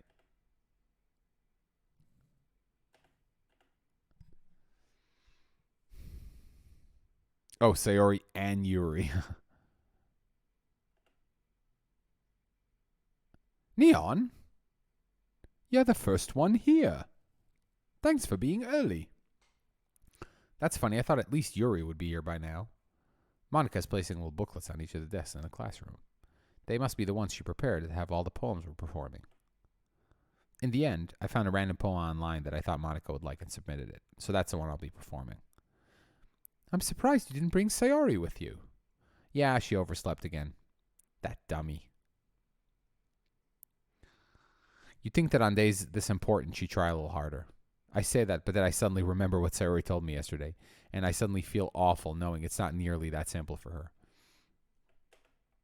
I only said it because it's the way I'm used to thinking, but maybe I should have gone to wake her up after all. You should take a little responsibility for her, Neon. I mean, especially after your exchange with her yesterday. Oh, fuck, really? You kind of left her hanging this morning, you know? Okay, so is she... Oh, fuck, man. Exchange? See, I told you. Okay, I told you, Monica. Monica is some kind of Haruhi. She's like the game itself or something like that. Because how would she know? I don't think... Why would Sayori tell her? I thought Sayori said something nasty to her that she implied. She implied I'm sorry. She implied that Monica said something nasty to her. Thank you, Magical Melon Ball. Just Monica. Monica, you know about that? Of course I do. I'm the club president, after all. But, I stammer, embarrassed. Did Sayori really tell her about it that quickly? That we're a couple now? I didn't really plan on bringing it up to anyone yet. Jeez. You don't know the full story at all, so don't worry. I probably know a lot more than you think. The sarcastic Jew with the one bit, just Monica. Monica's being as friendly as usual, but for some reason I felt a chill down my spine after hearing that. Hey, do you want to check out the pamphlets? They came out really nice. Yeah, sure.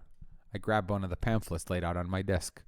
I'm using spyware made by the Chinese government. Oh, am I gonna get banned from Twitch for knocking the Chinese government about Hong Kong? Is that illegal now? Is that illegal?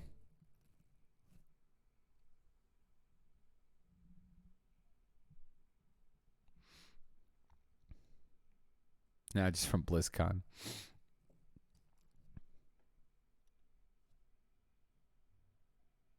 Oh, Twitch is banned in China? Interesting.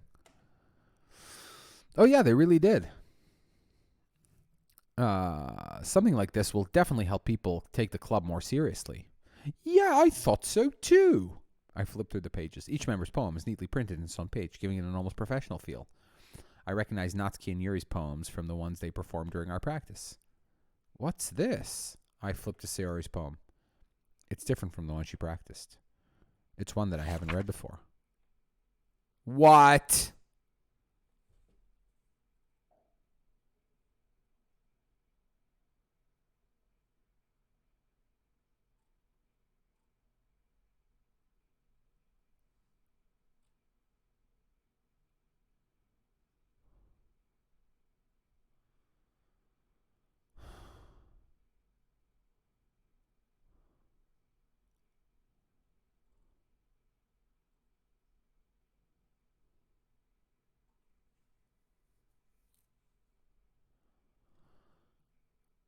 Okay.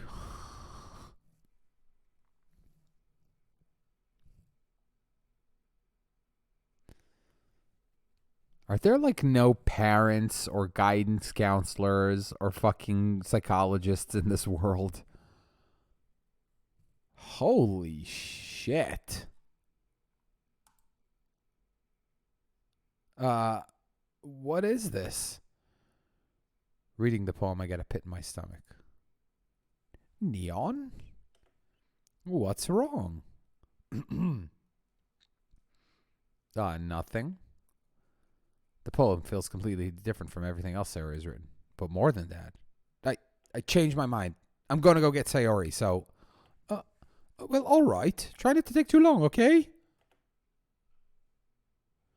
I quickly leave the classroom. Don't strain yourself, Monica calls out after me. I quicken my pace.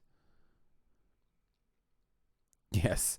Well, you know, again, Clannad After Story has parents. Madoka has parents.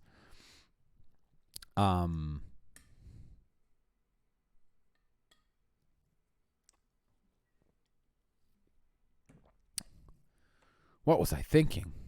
I should have tried a little bit harder for Sayori.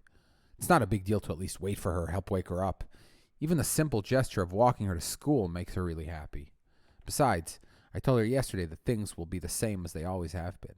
That's all she needs and what I wanted to give her. I reach Sayori's house and knock on the door. I don't expect an answer. She's not picking up her phone either. Like yesterday, I opened the door and let myself in. Fuck. Sayori? She really is a heavy sleeper. I swallow. I can't believe I ended up doing this after all. Waking her up in her own house. That really is something that a boyfriend would do, isn't it? In any case, this just feels right. Outside Sayori's room, I knock on the door. Sayori, wake up, dummy. There's no response. I really didn't want to have to enter a room like this. Isn't it kind of a breach of privacy? I'm fucking afraid of what I'm going to see now. Shit. I'm getting dark. This is like dark. I should have worn a heart monitor. I'm getting like Dark Souls heart palpitations now. It's fucking crazy. Like the blood's draining from my head. Shit. I gently opened the door. Oh, fuck. I fucking knew it. Fuck. Fuck everything.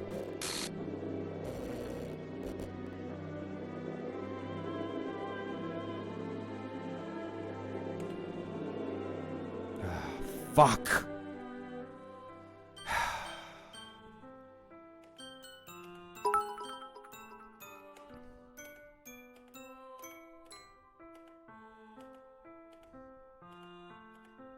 Oh, Jesus Christ.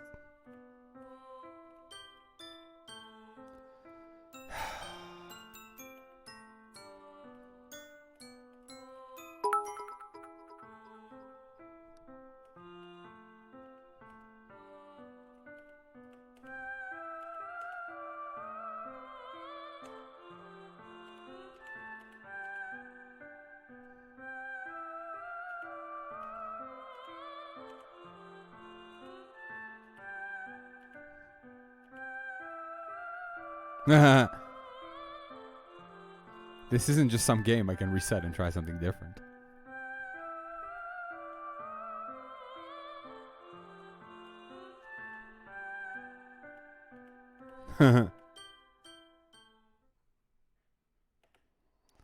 Oh my fucking God.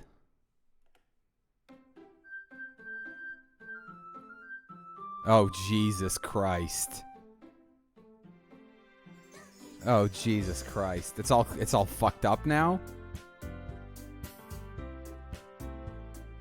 Oh my God.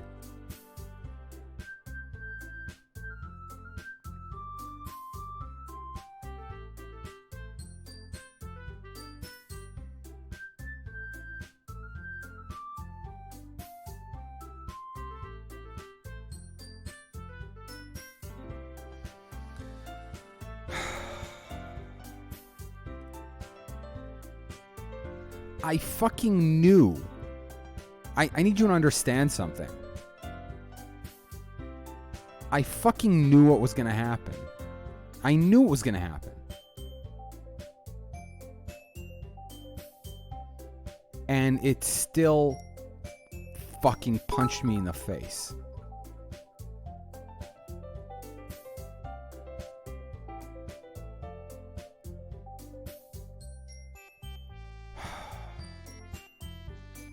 I don't know if I can do this anymore.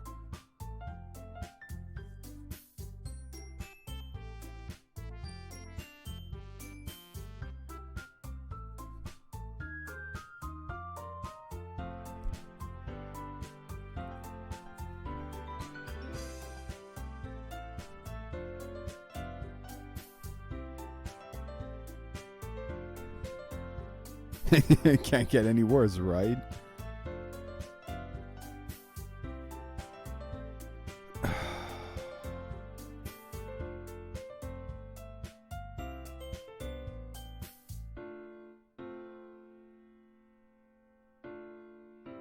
No, it's okay. I'm definitely. No, I'm gonna continue.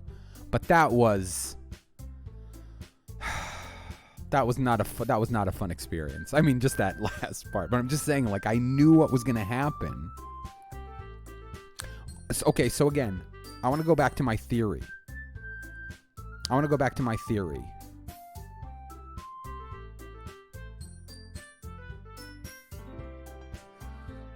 That this is all some kind of weird Monica is a... Because it's all fucked up now, and it's Monica kind of starting to shine through.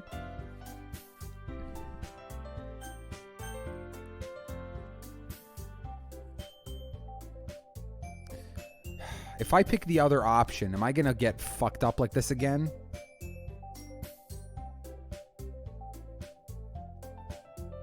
No, you won't. Okay.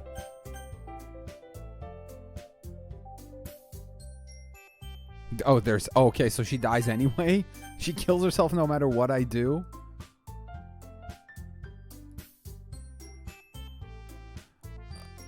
Whoops.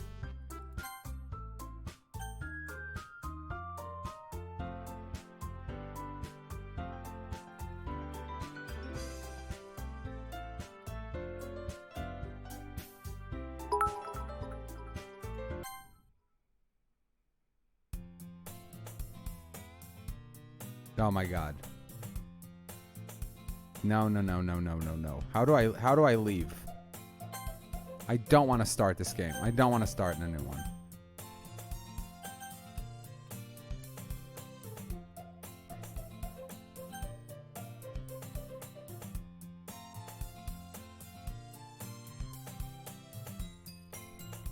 It's an indie game. They cut corners.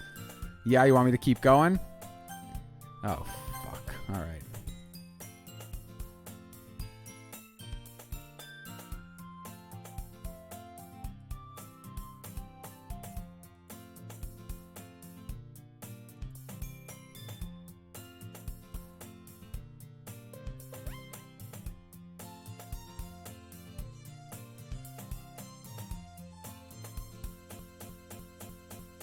Oh, of course. Come on.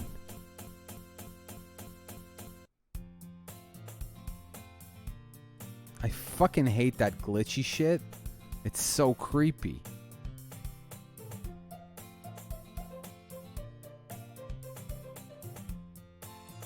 Ah, interesting.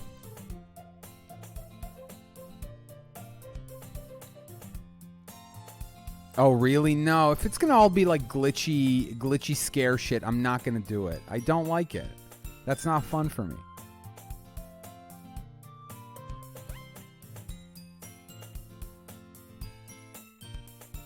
Okay. What's interesting? Okay. So it looked like there was gonna be some glitchy shit, and then it's fun for us.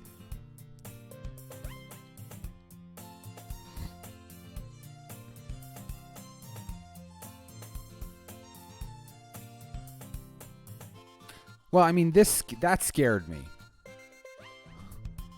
The thing that just happened scared me. I mean, I'm gonna have to play this in the daytime.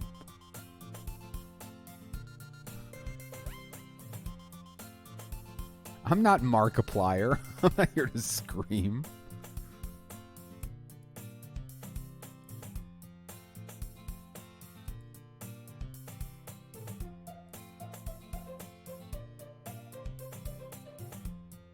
But I see what happened now. See, this is okay. The meta aspect here. It's probably daytime in China, so.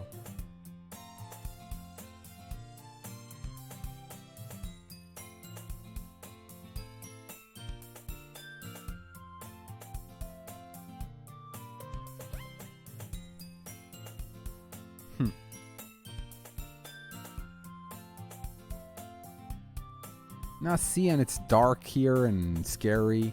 But what happened was, so the world got rewritten. And so now she doesn't exist in my life anymore. Or never existed.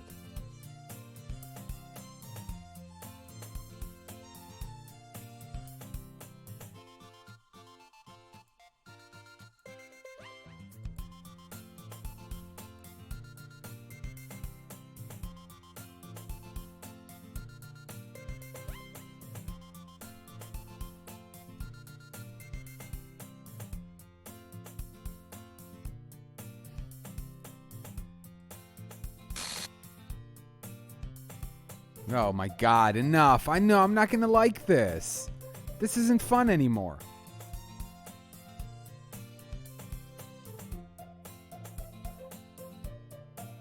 Hold on. Here's what I'm gonna do. Okay, hold on. Here's what I'm gonna do.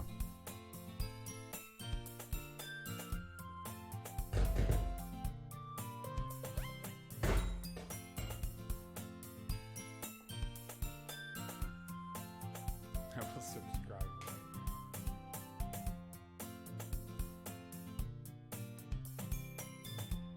It's not cost fallacy time. Okay, I just don't want to. I don't want to play this with headphones on if it's all creepy and glitchy. All right.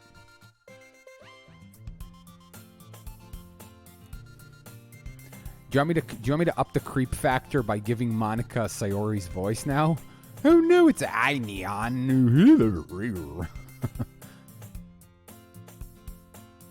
No, but like I said, glitchy stuff,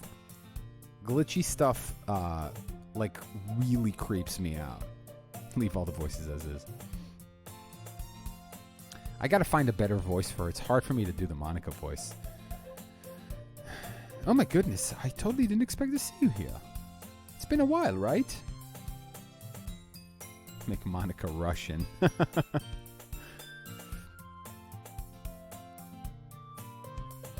I rarely talked. We're in the same class last year. Monica was probably the most popular girl in class. Smart, beautiful, athletic. Basically completely out of my league. Yes, you said that already.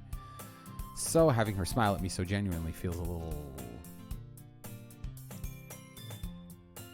Yes. Hello, Neon. Come to the Literature Club. We will write nice poems together.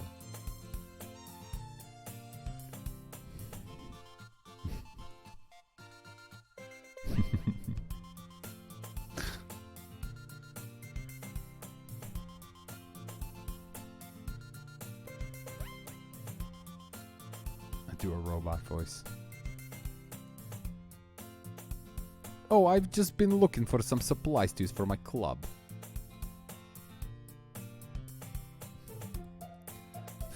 No, it's. I mean, we should stick to the regular things. Then.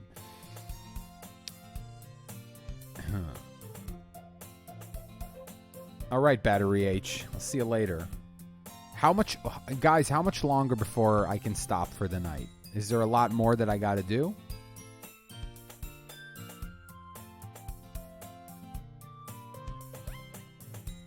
No, I know, but like, you said, like, go get to the end of...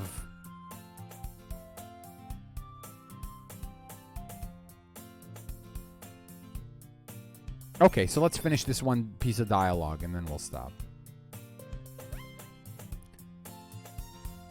Alright, somebody, have a good night. I think a lot of people are, like, tuning out, so it'll be a good time to stop.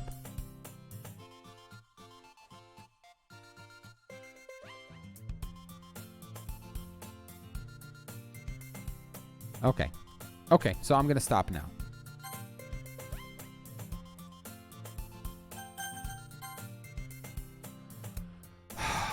Okay, that ending really fucked me up. So, yeah. Ugh, fuck, man.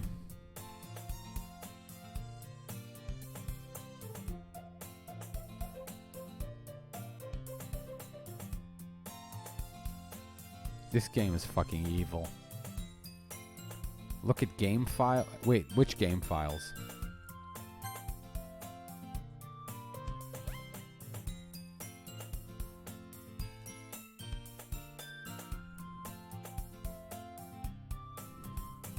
Oh, okay. I mean, we can do that later. I'm sure there's some kind of like...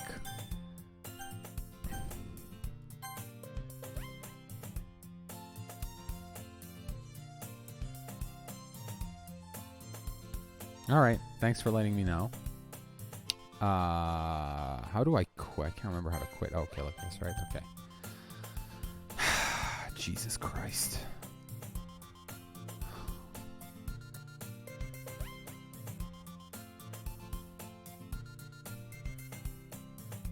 Yeah, I know. I mean, I've seen games that do that.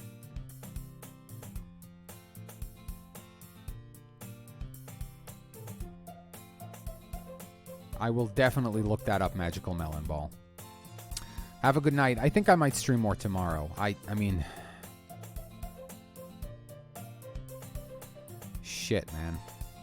I mean, we'll see if this gets too much or like, I feel like it won't be fun. We can just do something else. There's a million things on Steam that are free, and I've never played Undertale, but I've watched a bunch of Let's Plays of it. Thank you for all the bits, everyone. I was not focused on saying thanks to people because I was like in utter shock. Really, Snow Fairy? That's crazy. Yeah, just to get some jasmine oil and relax. Oh my god. Fuck. Listen to me, I'm broken.